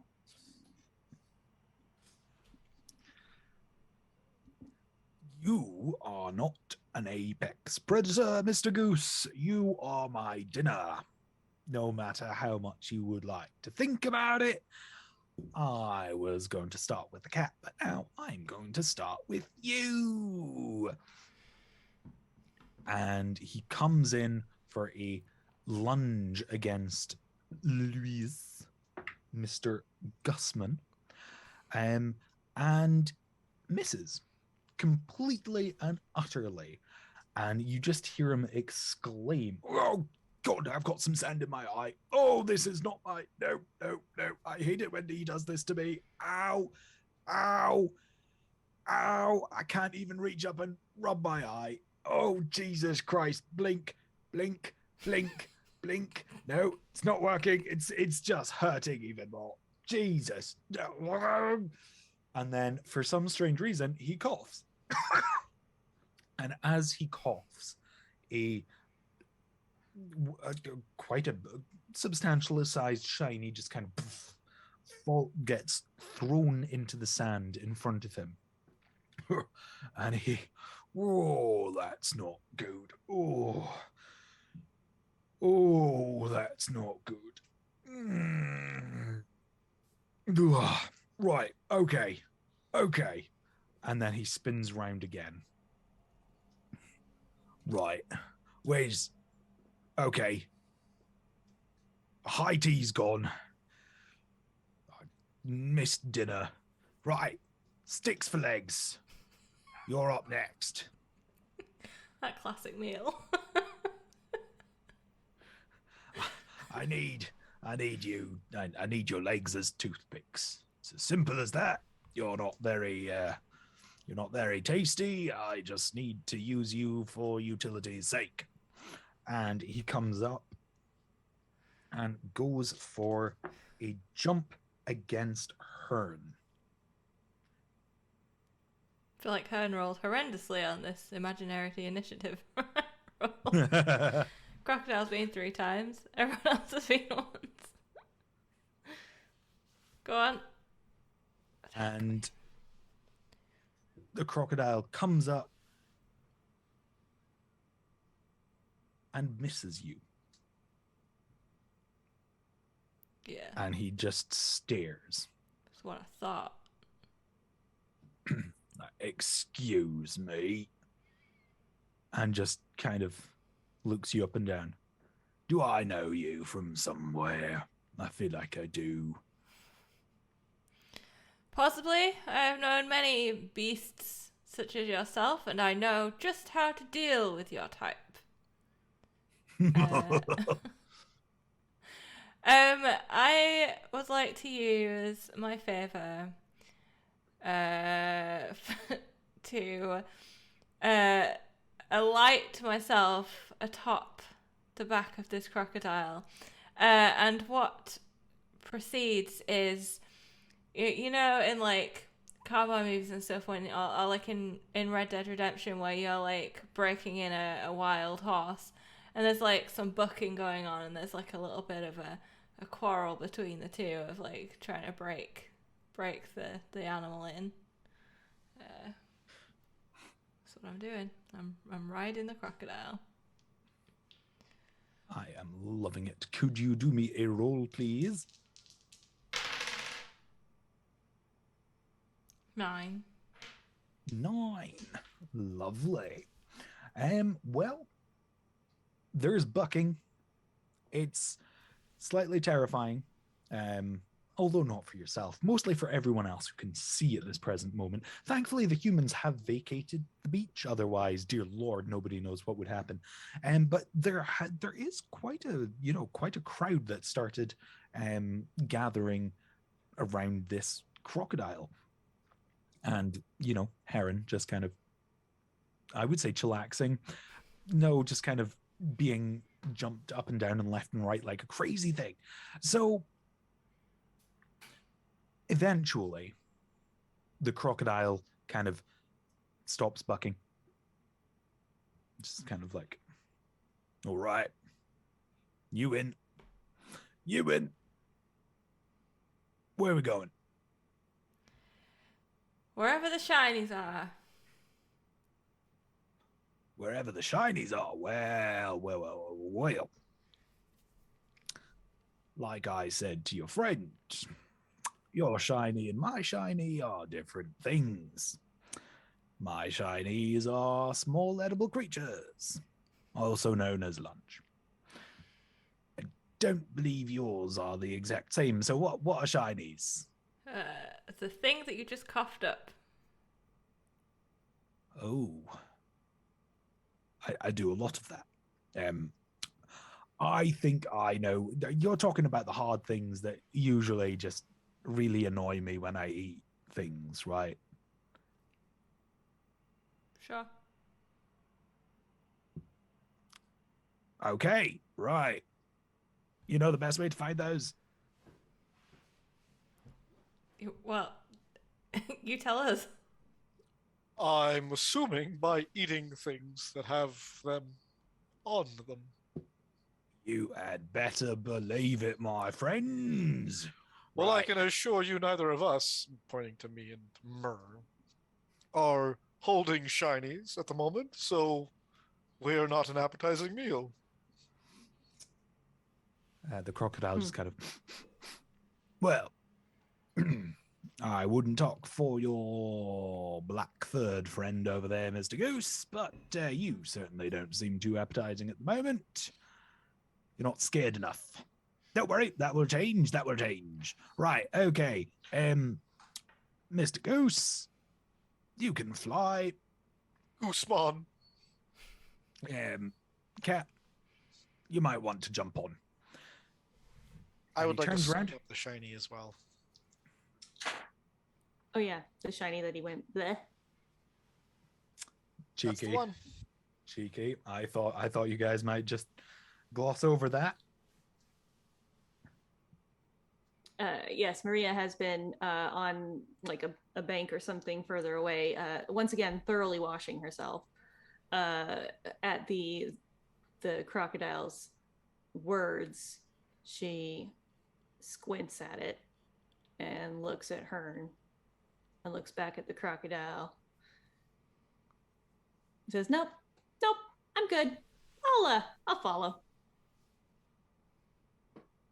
Well, if that's what you want to do, that's what you want to do. Okay, Mr. Goose. You said it was Goosemán, Mr. Gooseman, Goose, Man Goose. That's what you are now, Mr. Man Goose. It's time to take to the skies. The And flight. he turns around and heads towards the sea. And then he starts entering and then starts swimming, and you've got that characteristic tail kind of like. Okay. As he starts entering the water, Maria swears in cat. So, a lot of angry cat noises, and takes a flying leap to land on its back because she does not want to swim in that water. I thought you would change your mind. It's okay. I've got some music to settle your nerves, Mrs. Cat. And then they start. It looks like they're heading out to open waters. And the crocodile's just like, da-dum. Da-dum.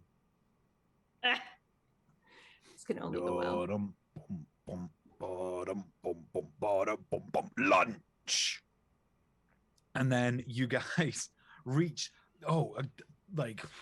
maybe 100, 200 feet out past the beach itself.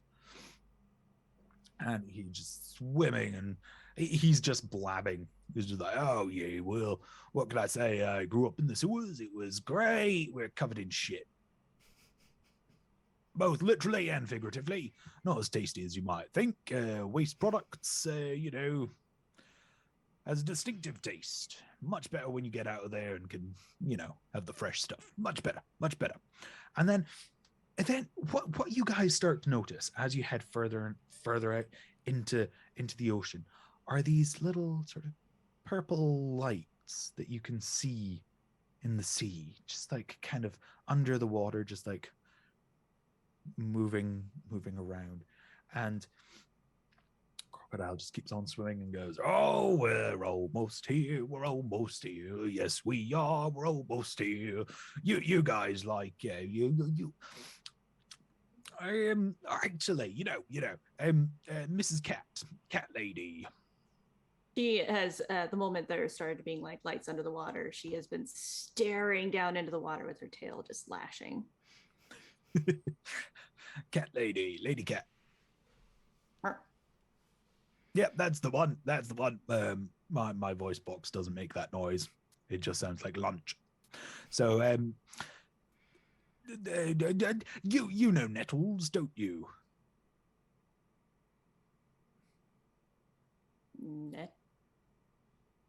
Nettles? Oh, come on. You're an outdoor cat, aren't you? Oh, yes, I did have my time on the streets before. It was a long time ago. Sure, a little Nettles. green plant. You touch it, it goes ow. Oh, well, no, you go ow, not the plant. Uh-huh. Yeah. Well, yeah, think of these as sort of underwater nettles. Very tasty. Yum, yum, yum, yum, yum. Yum, yum, yum. But yeah, she was definitely like listening with half an ear while he was talking, while staring at the lights in the water. Just kind of like, sure. And then the moment he said that, she pulls her paw back and water and just sits down. And ladies and gentlemen, and Mr. Flying Goosey thing. I've forgotten what I called you now. Was it Man Goose? I think it was Man Goose, or it was Man Goose Man, or Goosemán Goose. I can't remember, but for whatever it was, you were a goose and a man, and that's it. Welcome to the cephalopod kingdom. And it just keeps swimming. Now, if you want some good shinies, you can't get any better than the shinies around here. The cephalopods have so many tentacles, they just have nothing but time and tentacles to pick up the shinies. How else do you think they glow? Yes, they've just it's the shinies. It's the shinies. The Crocodile King gives them the shinies. They shine. We eat. It's great. They haven't gotten on yet. That sounds very logical. Yes, exactly. Humans seem to think that I'm going posh again. Oh no, I've lost it. I've completely freaking lost it. Humans seem to think that these things are quite, what do you say, clever. Now I'm going Australian. That's special. Just stick with your pirate voice. Piratey, yar har har, and a bottle of rum. But they're not clever. They're tasty. Oh God, I've really done it now. I'm in my head. It's true. And with that, the crocodile stops. So, you guys want some tasty cephalopods? No, wait, no, I want that. You want the shinies. Begin. Is there anything resembling something dry that Maria can jump to? There is, weirdly enough, it looks almost a bit like driftwood. It's quite, it's got that sort of woody texture. It's definitely cat sized that she could jump on. It's almost like her own little boat. Okay, sure. She will attempt to jump on it. Very nice. Very, very nice. So give me a roll, please. 9. Nice. 9. So you jump up and land on this weird kind of driftwoody type of thing. And you notice as soon as you jump on top that all of the lights just start scattering in different directions. The sea starts to darken. Ooh. I mean, so the lights, so that the lights in the water, they're like bioluminescence, or is it as if they belong to creatures that are moving away? As if they belong to creatures who are now moving away. Oh, the temptation is so strong. She is a cat. She is going to try and snatch one before it moves too far away. Okay, so you try to snatch one and you grab it. Just like the crocodile said, there's some stinging going on there. It's like, oh god, and as you lift your paw out, you find a tiny little baby jellyfish. Oh my god. Just kind of there staring, looking at you, and then it just starts going and just starts crying. And at the sound of this crying, all of the lights that were disappearing start to turn back and boof, and come towards the raft and the crocodile. At this point, your crocodile host goes, "Oh, that was a stupid idea." Maria, who has the jellyfish partially hanging out of her mouth, just is like giving the crocodile a wounded look again, like, but why? As Maria's gnawing away, out of the little baby shiny, out of the little baby jellyfish, she can feel on her tongue is a couple of is a shiny. It's nice. It's almost like a little pearl that's popped out of the head of a jellyfish. It's nice. It's a good shiny. She spits the jellyfish and the thing out just at her feet. Blech, and looks at them. I got a shiny.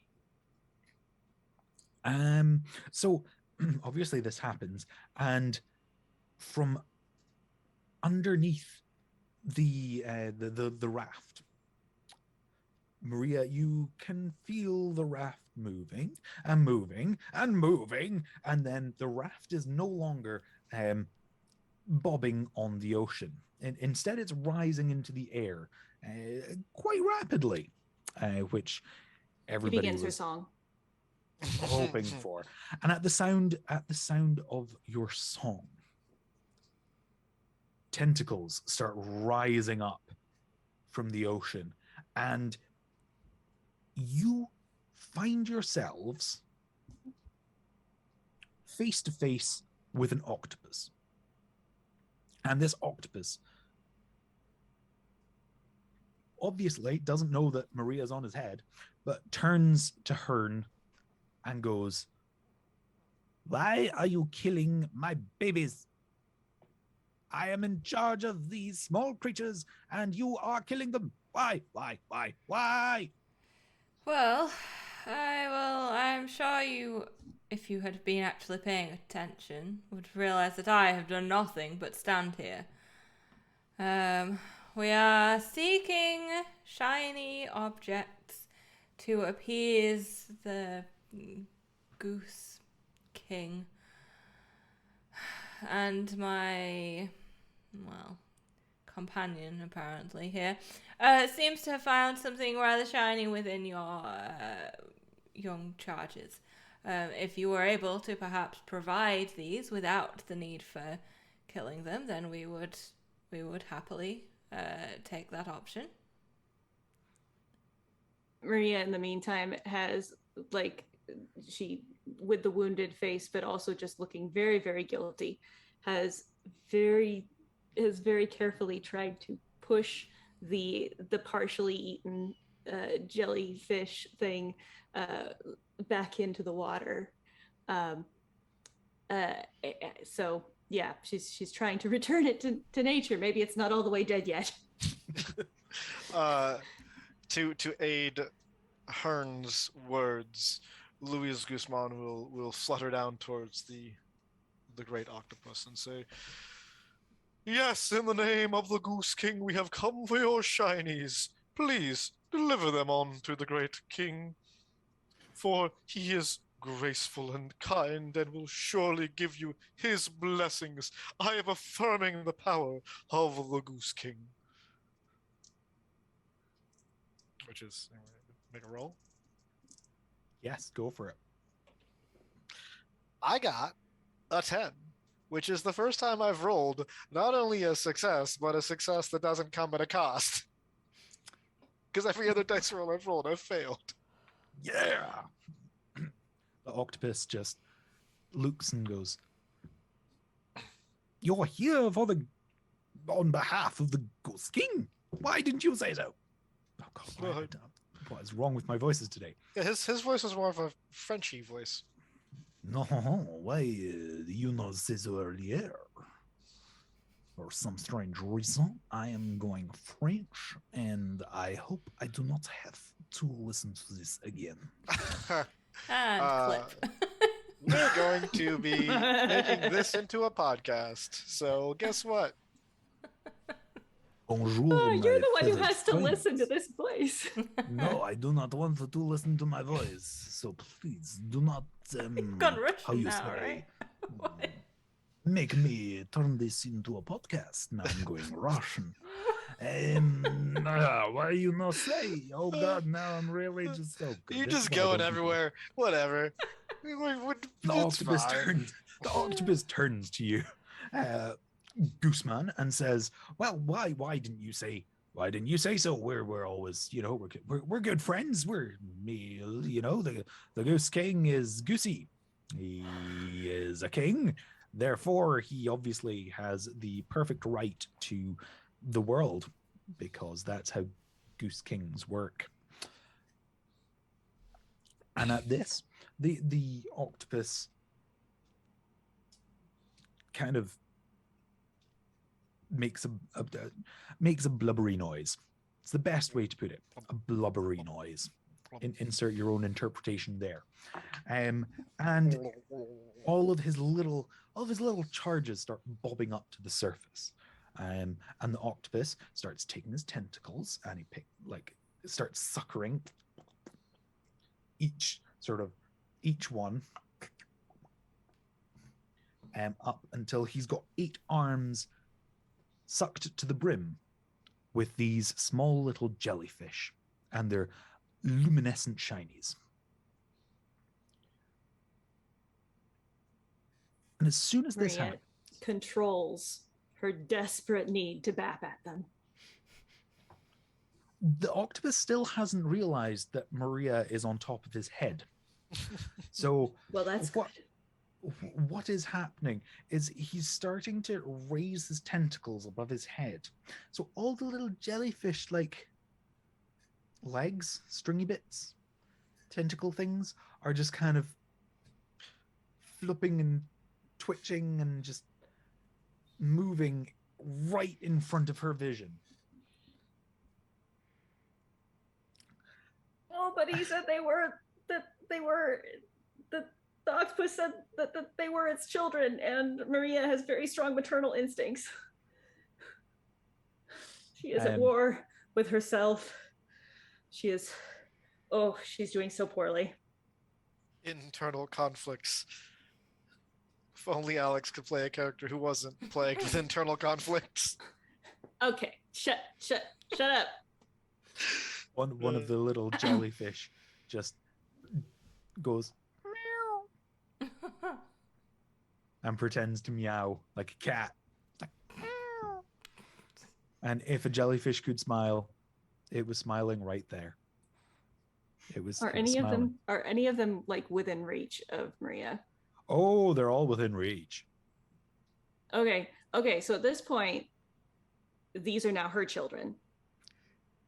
And so okay. So the octopus has them. It's fine. I guess other people can be parents. But if there is one close enough, she'll actually like give it a little head bump, like just an affectionate little, you're my baby now, and I love you.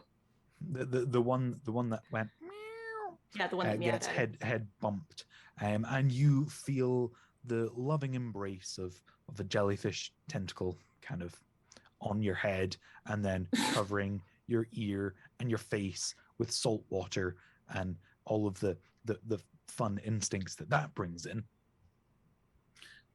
And and she sits down and washes herself thoroughly again. Now, the octopus turns to her and there's I don't know the best way to put this. There is something that might not go according to plan.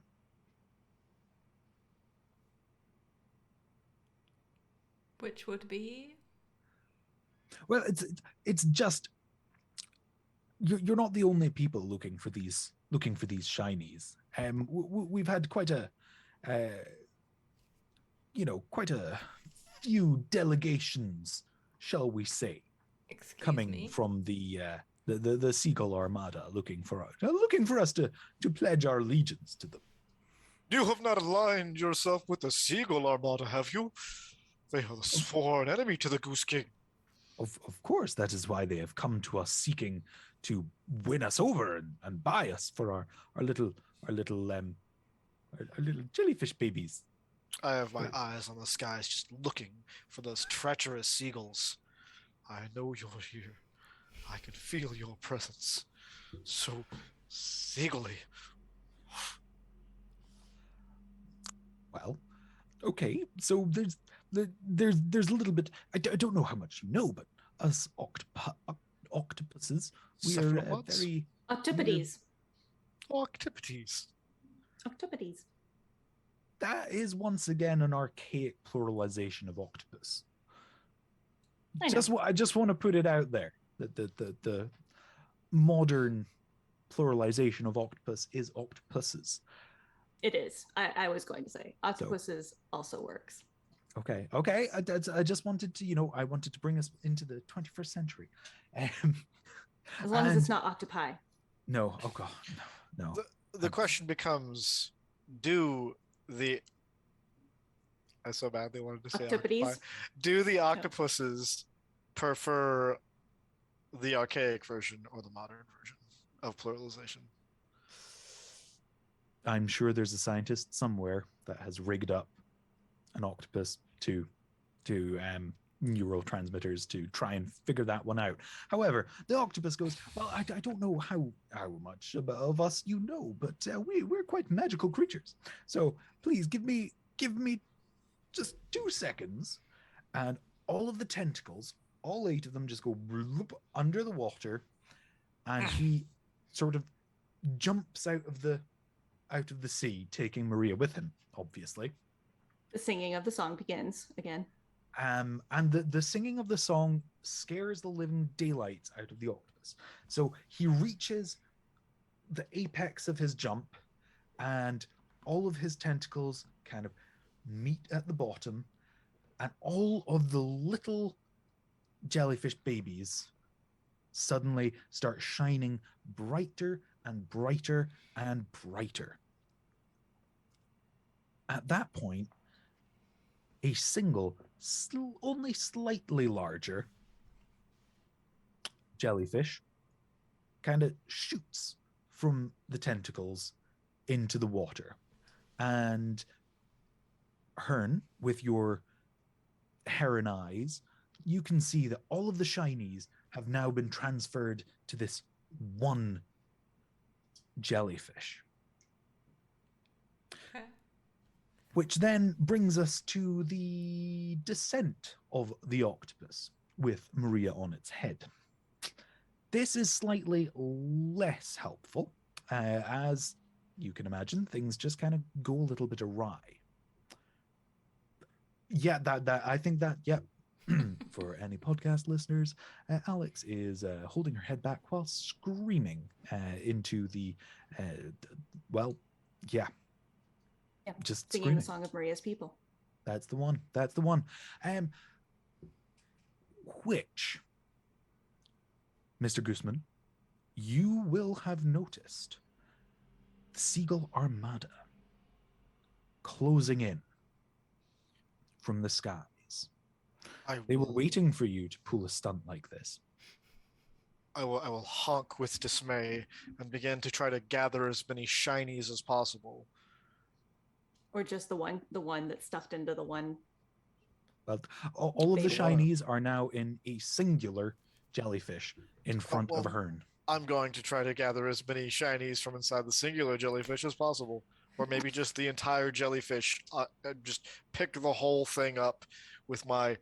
This is the Hearn opportunity. might get to it first. I think Hearn will sort of put a wing in the way, stopping Blue, as Hearn calls him, from grabbing it, and says, "You deal with the pests in the sky, and I have this sorted, don't you worry." You're quite right. It is time for me to throw myself into the face of danger. It is time for me to show these seagulls what kind of a Goosemán I am. And I will brandish my knife and fly headfirst into the seagull armada, throwing myself into danger. To which I rolled a 10. Lovely. You go in and, like some white feathered Adonis, you go forth with your knife and you attack, and several of the armada just fall into the sea, to which the remainder of the jellyfish babies start going up and collecting and then dragging and pulling under the water to turn into their own little shinies once they've been properly digested. And is the crocodile just filed. like... Yeah, it's raining seagulls. Hallelujah, it's raining seagulls. Just going for it. To wit, seagulls aren't too happy, but they're trying to close the distance to the shiny rather than focus on, attacking at the moment. They're trying to, we'll get the area and then we'll just... So, Hearn, is there anything you would like to do? I'm going to use my favor to swallow something whole, being the octopus. Delightful. Give me a roll, pretty, please. Did I do my dice? Oh.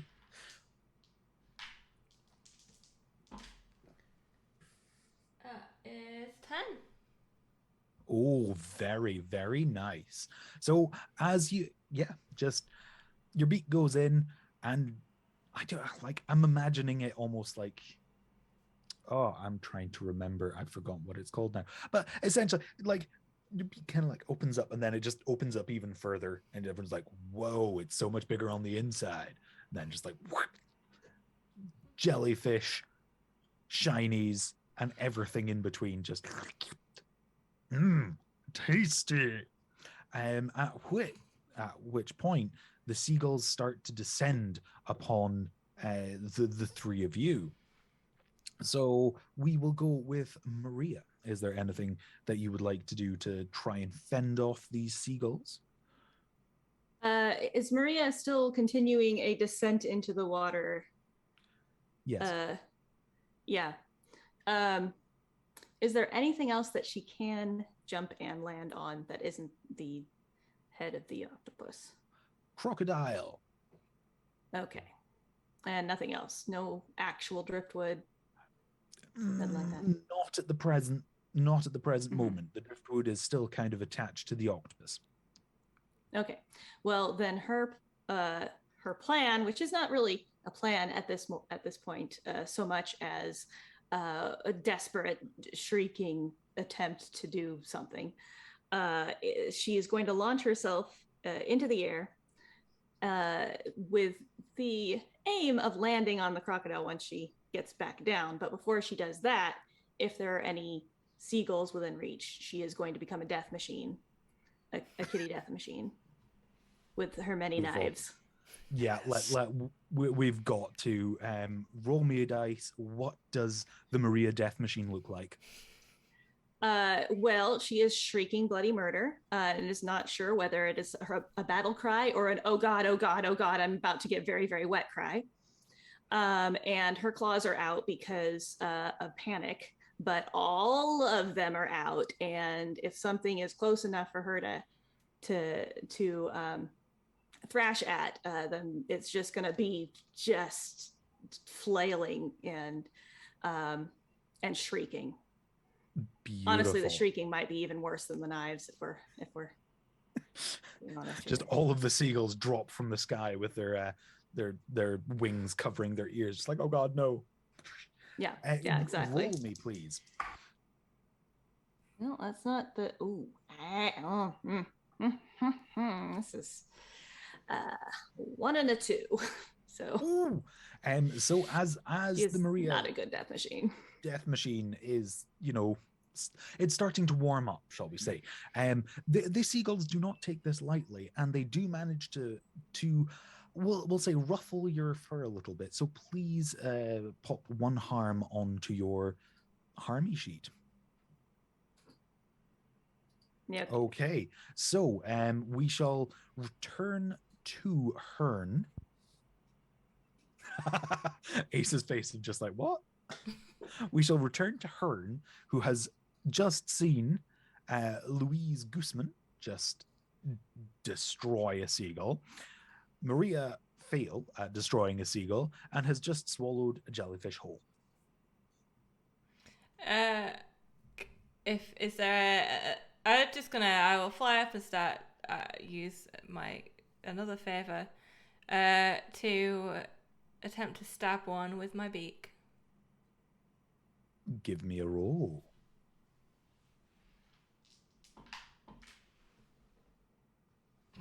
6. I'm sorry. Dear Lord, I should have done like combat encounters a lot earlier. And so you go for it, and you clip a wing, just kind of like, ha! Oh, nuts. It's the Karate Kid if Mr. Miyagi missed that fly with his chopsticks.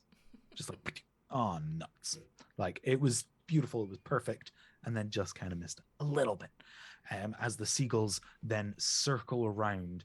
And Mr. Goosemán, it is up to you to try and rectify what's going on here. Yeah, I do have a question. Yes. What are the chances of me having a second action before the end of our game today? Or third action, rather. Well, yeah. I'm just trying to decide if I should use my Hail Mary or use my knife effectively. So the geese only have 3 harm points, one of which has already been effectively harmed by Mr. Goosemán. So it's all down to the dice. Okay. Well, I guess I'm going to, this time around, use my knife effectively. That will be a king favor point. Yes, it will. I use my knife not so effectively with a 5. No, that's why now? I don't really know. Not effective. I've rolled 1 successful roll this whole game. It's not very good. You go in for these seagulls, they just fly out of the way, and in one really weird coordinated attack, just come at you and inflict 1 harm. May I also actually, I'm going to use another favor point to tank that harm. A hit. Oh, I would tank a hit and take no harm from it. No, it has to go from somebody else. My bad. So if I had realized that was the wording, I would have taken someone else's hit. But okay, I'll take my harm. But can I also say that in the process of not effectively using my knife, I have dropped it into the ocean? Yes, you can. Of course. Wonderful. So let's move back to Maria, the not so effective death machine. What would you like to do? Well, did the death machine land on the crocodile, or is she still falling through the air, screaming? The death machine would have made its way to the crocodile, I would say. Okay. How far above her are the? They are very low Goals. to the ocean. They're just swooping and diving all the time, trying to knock people into the ocean and just get as many shinies off you as possible. Okay. She in the manner that she does when there are many feathered things flying just slightly out of her reach, she will chirp at them. I will attempt to recreate the sound that Maria makes. Hold on.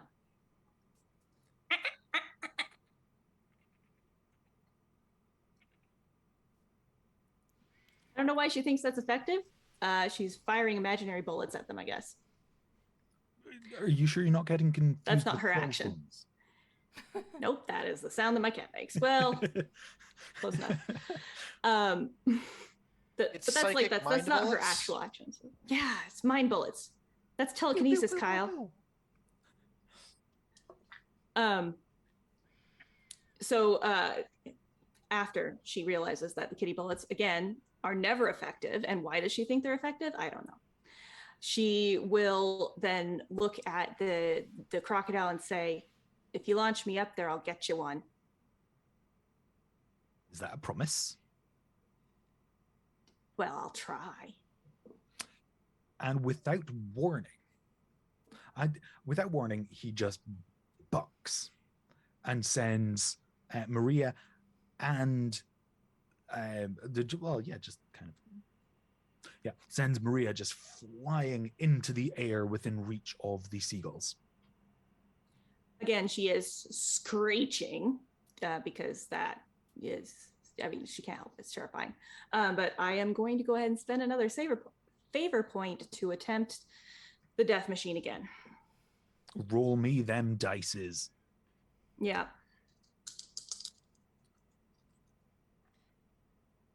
Oh, that's much better. That would be a 12. A 12. Beautiful. The death machine is now fully warmed up. You know, the WD-40 has made its way into all of the nooks and grannies, and just one of the seagulls just falls right into the gaping maw of the crocodile and is done for. The whole group looks as if they're just about to break. They're feeling super, super on the fence. Are we going to do it? Are we not going to do it? And as the seagull drops into the mouth of the crocodile and he chomps down on it, the seagull just kind of goes up, and a shiny just kind of flies up into the air and lands on the crocodile's nose. Which brings us back to Hearn, trying to stab things with her beak. Yeah, let's do it again.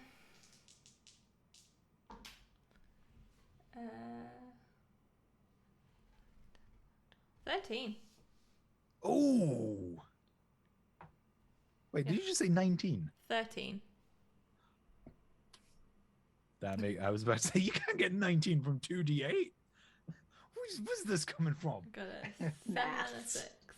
All of her powerful bonuses as a heron. just the heron automatically just wins, full stop. Like that's one of the just regular things. Yeah, I read that in their abilities. It explains why Kerry's rolling good rolls and we're rolling like a Great goofy rolls. goose and a silly cat. How do you do this, Hearn? Just gonna stab my beak directly through it. You go for it. The beak pierces through seagulls, left, right, and center. It ends up a bit like a kebab. Just like seagull, seagull, seagull. There we go. And they just start flying away. Retreat! Retreat! As they fly. And the octopus kind of raises its head up above the water and goes, "Oh, no, he's not Yoda. What's going on?" Defeat them, you did. That would have been good for the octopus from the start. That would have been great. That would have been wonderful, but I didn't think of that. The octopus is just like, "Oh, you managed to get rid of them? That's blooming great. I'm going to go now because they're never gone for long. Take the Shinies as tribute to the king. Let him know that we're rooting for him. Tell him that just to close his eyes and relax. He'll get to sleep. He won't cause the seas to boil and turn us into a giant hot pot." And then just kind of bloop. I would like to use one of my favors and twist it slightly to, instead of antagonizing the humans on the beach and send them running, I would like to squawk and honk after the seagulls, antagonizing them while they're already running. Good use of your. I think so. The seagulls will remember that. That's right. Maria. Be afraid of Louise Goosemán. Honk. Maria, screaming as she descends once more and attempts to land back on the back of the crocodile. I don't know if I need to roll for that, but I just want you to understand that she is still screaming. Once she lands, she's going to see the shiny and attempt to just get it off of the crocodile's nose. Yeah, you managed to pick it up. Just took it in.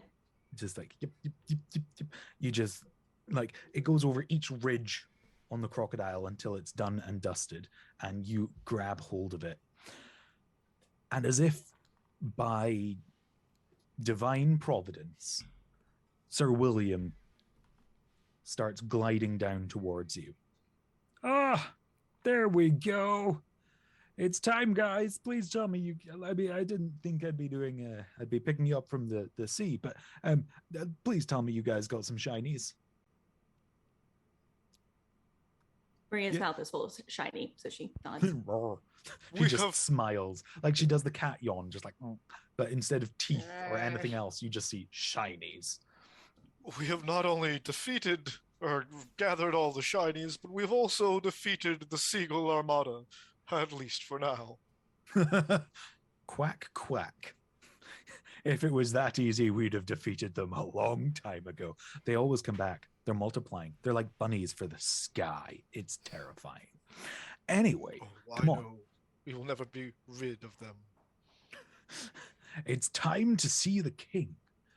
And as you've done once before, you head back up to the sky, and the king is sitting there in his regal outfit. Weirdly, the large shiny is no longer under his butt. And the king goes, "Well, I need shinies. Do you have shinies? Give me your shinies. I need shinies." Maria is very actively and intently cleaning all of the little tiny feathers out from between her claws. My great lord, we have gone to the edge of the world and back while riding a giant, leathery, massive land. I would call it a continent, actually. And we have seen the beings at the edge of the world and collected their shinies, and we have come face to face with the armada of those terrible, disgusting seagulls. I bet they're just full of mites. And we have sent them running away, screaming and crying for their mothers. But they'll be back. They're always coming back.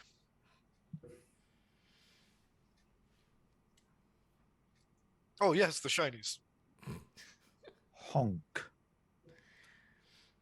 Mr. Goosemán, you have the audacity to come into my court and mention that armada of idiocy. Yes, we had to stop them from getting the Shinies themselves.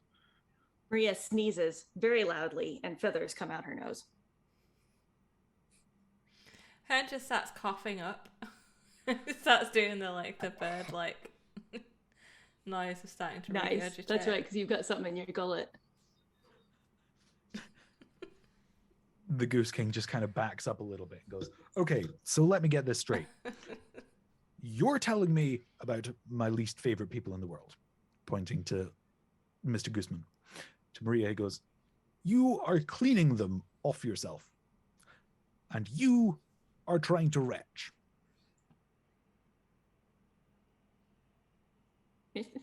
Just wait for it. We have brought the Shinies.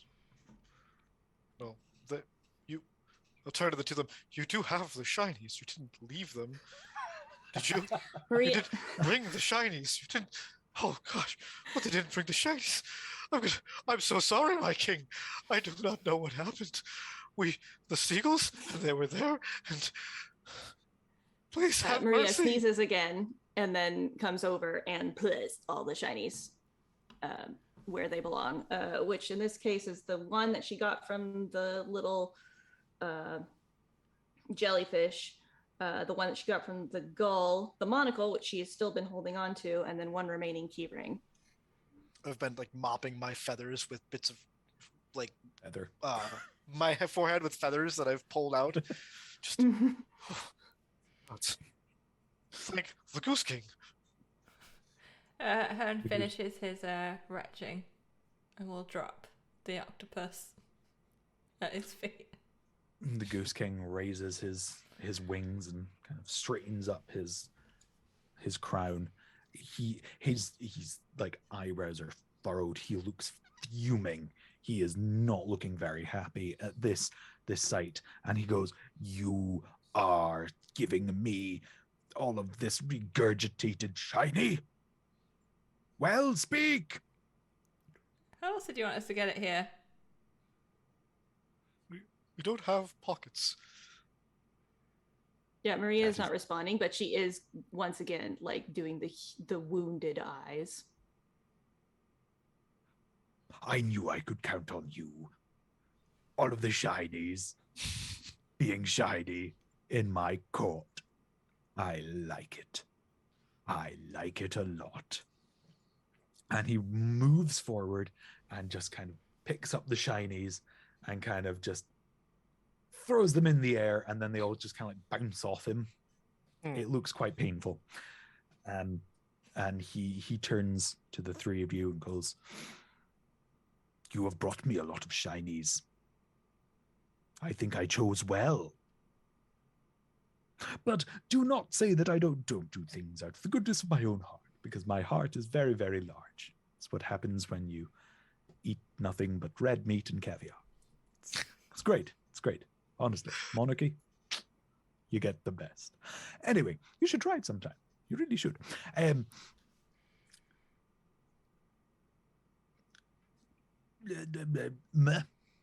Please approach the throne. She leaves off the continued cleaning that she was doing to approach. And as you approach, the Goose King just kind of sidesteps from the throne, and you see the big shiny, and it's cracked. Well, you are the first to get your present. Don't say that I'm not the best at giving presents. And he kind of takes his wings and just kind of bloop, pops open the big shiny, and out with the big shiny waddles 3 goose princes. They just kind of waddle out, and they take one look at you, and they honk, Mama, and start running up to you and start nuzzling you. Well, you are very maternal, so here, have 3 of my children.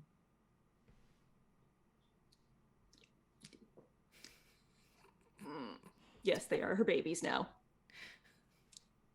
And she immediately grabs one and starts aggressively washing it, and then spitting out feathers, and then aggressively washing it some more. Yes, they desperately need to learn hygiene. I did not teach them. Now! And then he moves to Hearn. Hearn! For you, I have a present also. I believe you met one of my friends. And he sidesteps again. And out of the big shiny is you just get the end of a snout. Oi, boss. It's not big enough. No, you told me it would be bigger this time. I'm big. Like, open it further. Further. And the Goose King just starts opening it further. And the crocodile pops out.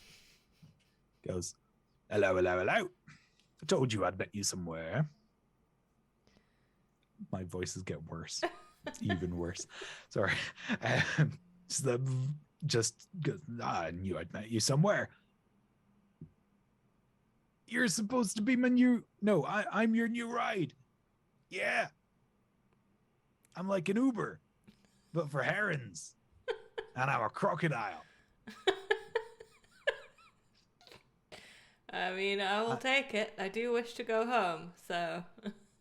I'm a Kruber. Crocodile Uber. I got it. Just...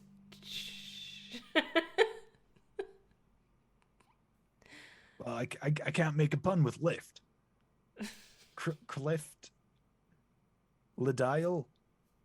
It doesn't work, so I'm a Kruber. Abandon it while you're ahead.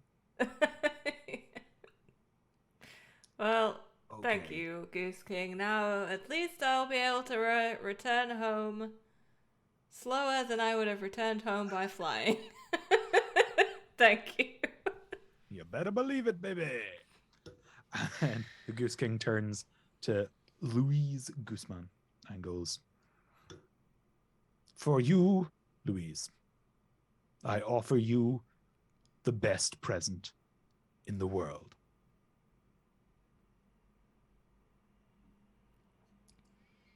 I've knelt before my king. Yes, my lord. You are now going to be one of my pages. Up. A royal page? From me? Oh my. Look at the state of me. Oh my, I'm not fit to be a royal page. I must learn how to preen and groom myself. Please, Maria, show me your ways. I must be presentable before my king. Maria, who's been busy washing these goslings and coughing up feathers, like just without even like looking at Mr. Goosemán, like just grabs his head with her paw and just like starts furiously cleaning his head as well. After I've been licked a few times and my feathers are all a mess, I'll look at the king and say, I am ready to undertake my duties, my lord. Thank you for this most miraculous of gifts. You are very welcome, my son. Also, 25 minutes past my bedtime. Can we, you're on my page now. Can bedrooms through there? Yes, very well. I will see to it right away. Make sure. But don't tell Sir William. Yes, the feathers will be so duck, so down, so comfortable. William will never know.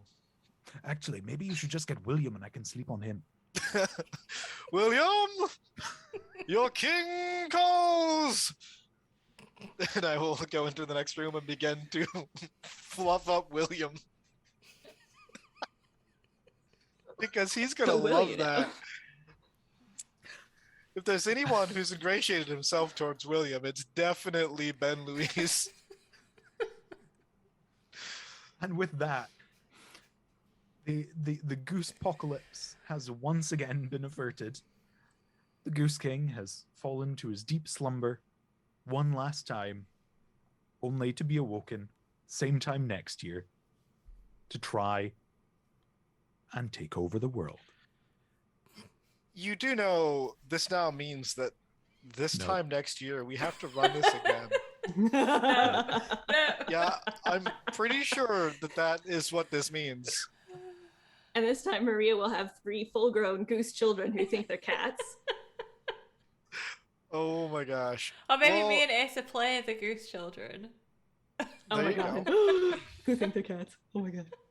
I could just, this is what happens is when she appears back in her home with 3 random goslings that Goose. are her babies, and we cannot, like her humans cannot touch them or take them away from her. You've just Please Please given tell me me the one of them's name. called Ryan. I was gonna say mine's going to be named Ryan. Ryan Gosling. Oh Love it. god. Ah. I mean, Luis Goosemán, Ryan Gosling. It has to happen. It works. It's. Mhm. So, Right. this is the end of our Geese on the Beach tale. However, stick around for a minute because we got something quite exciting to show you.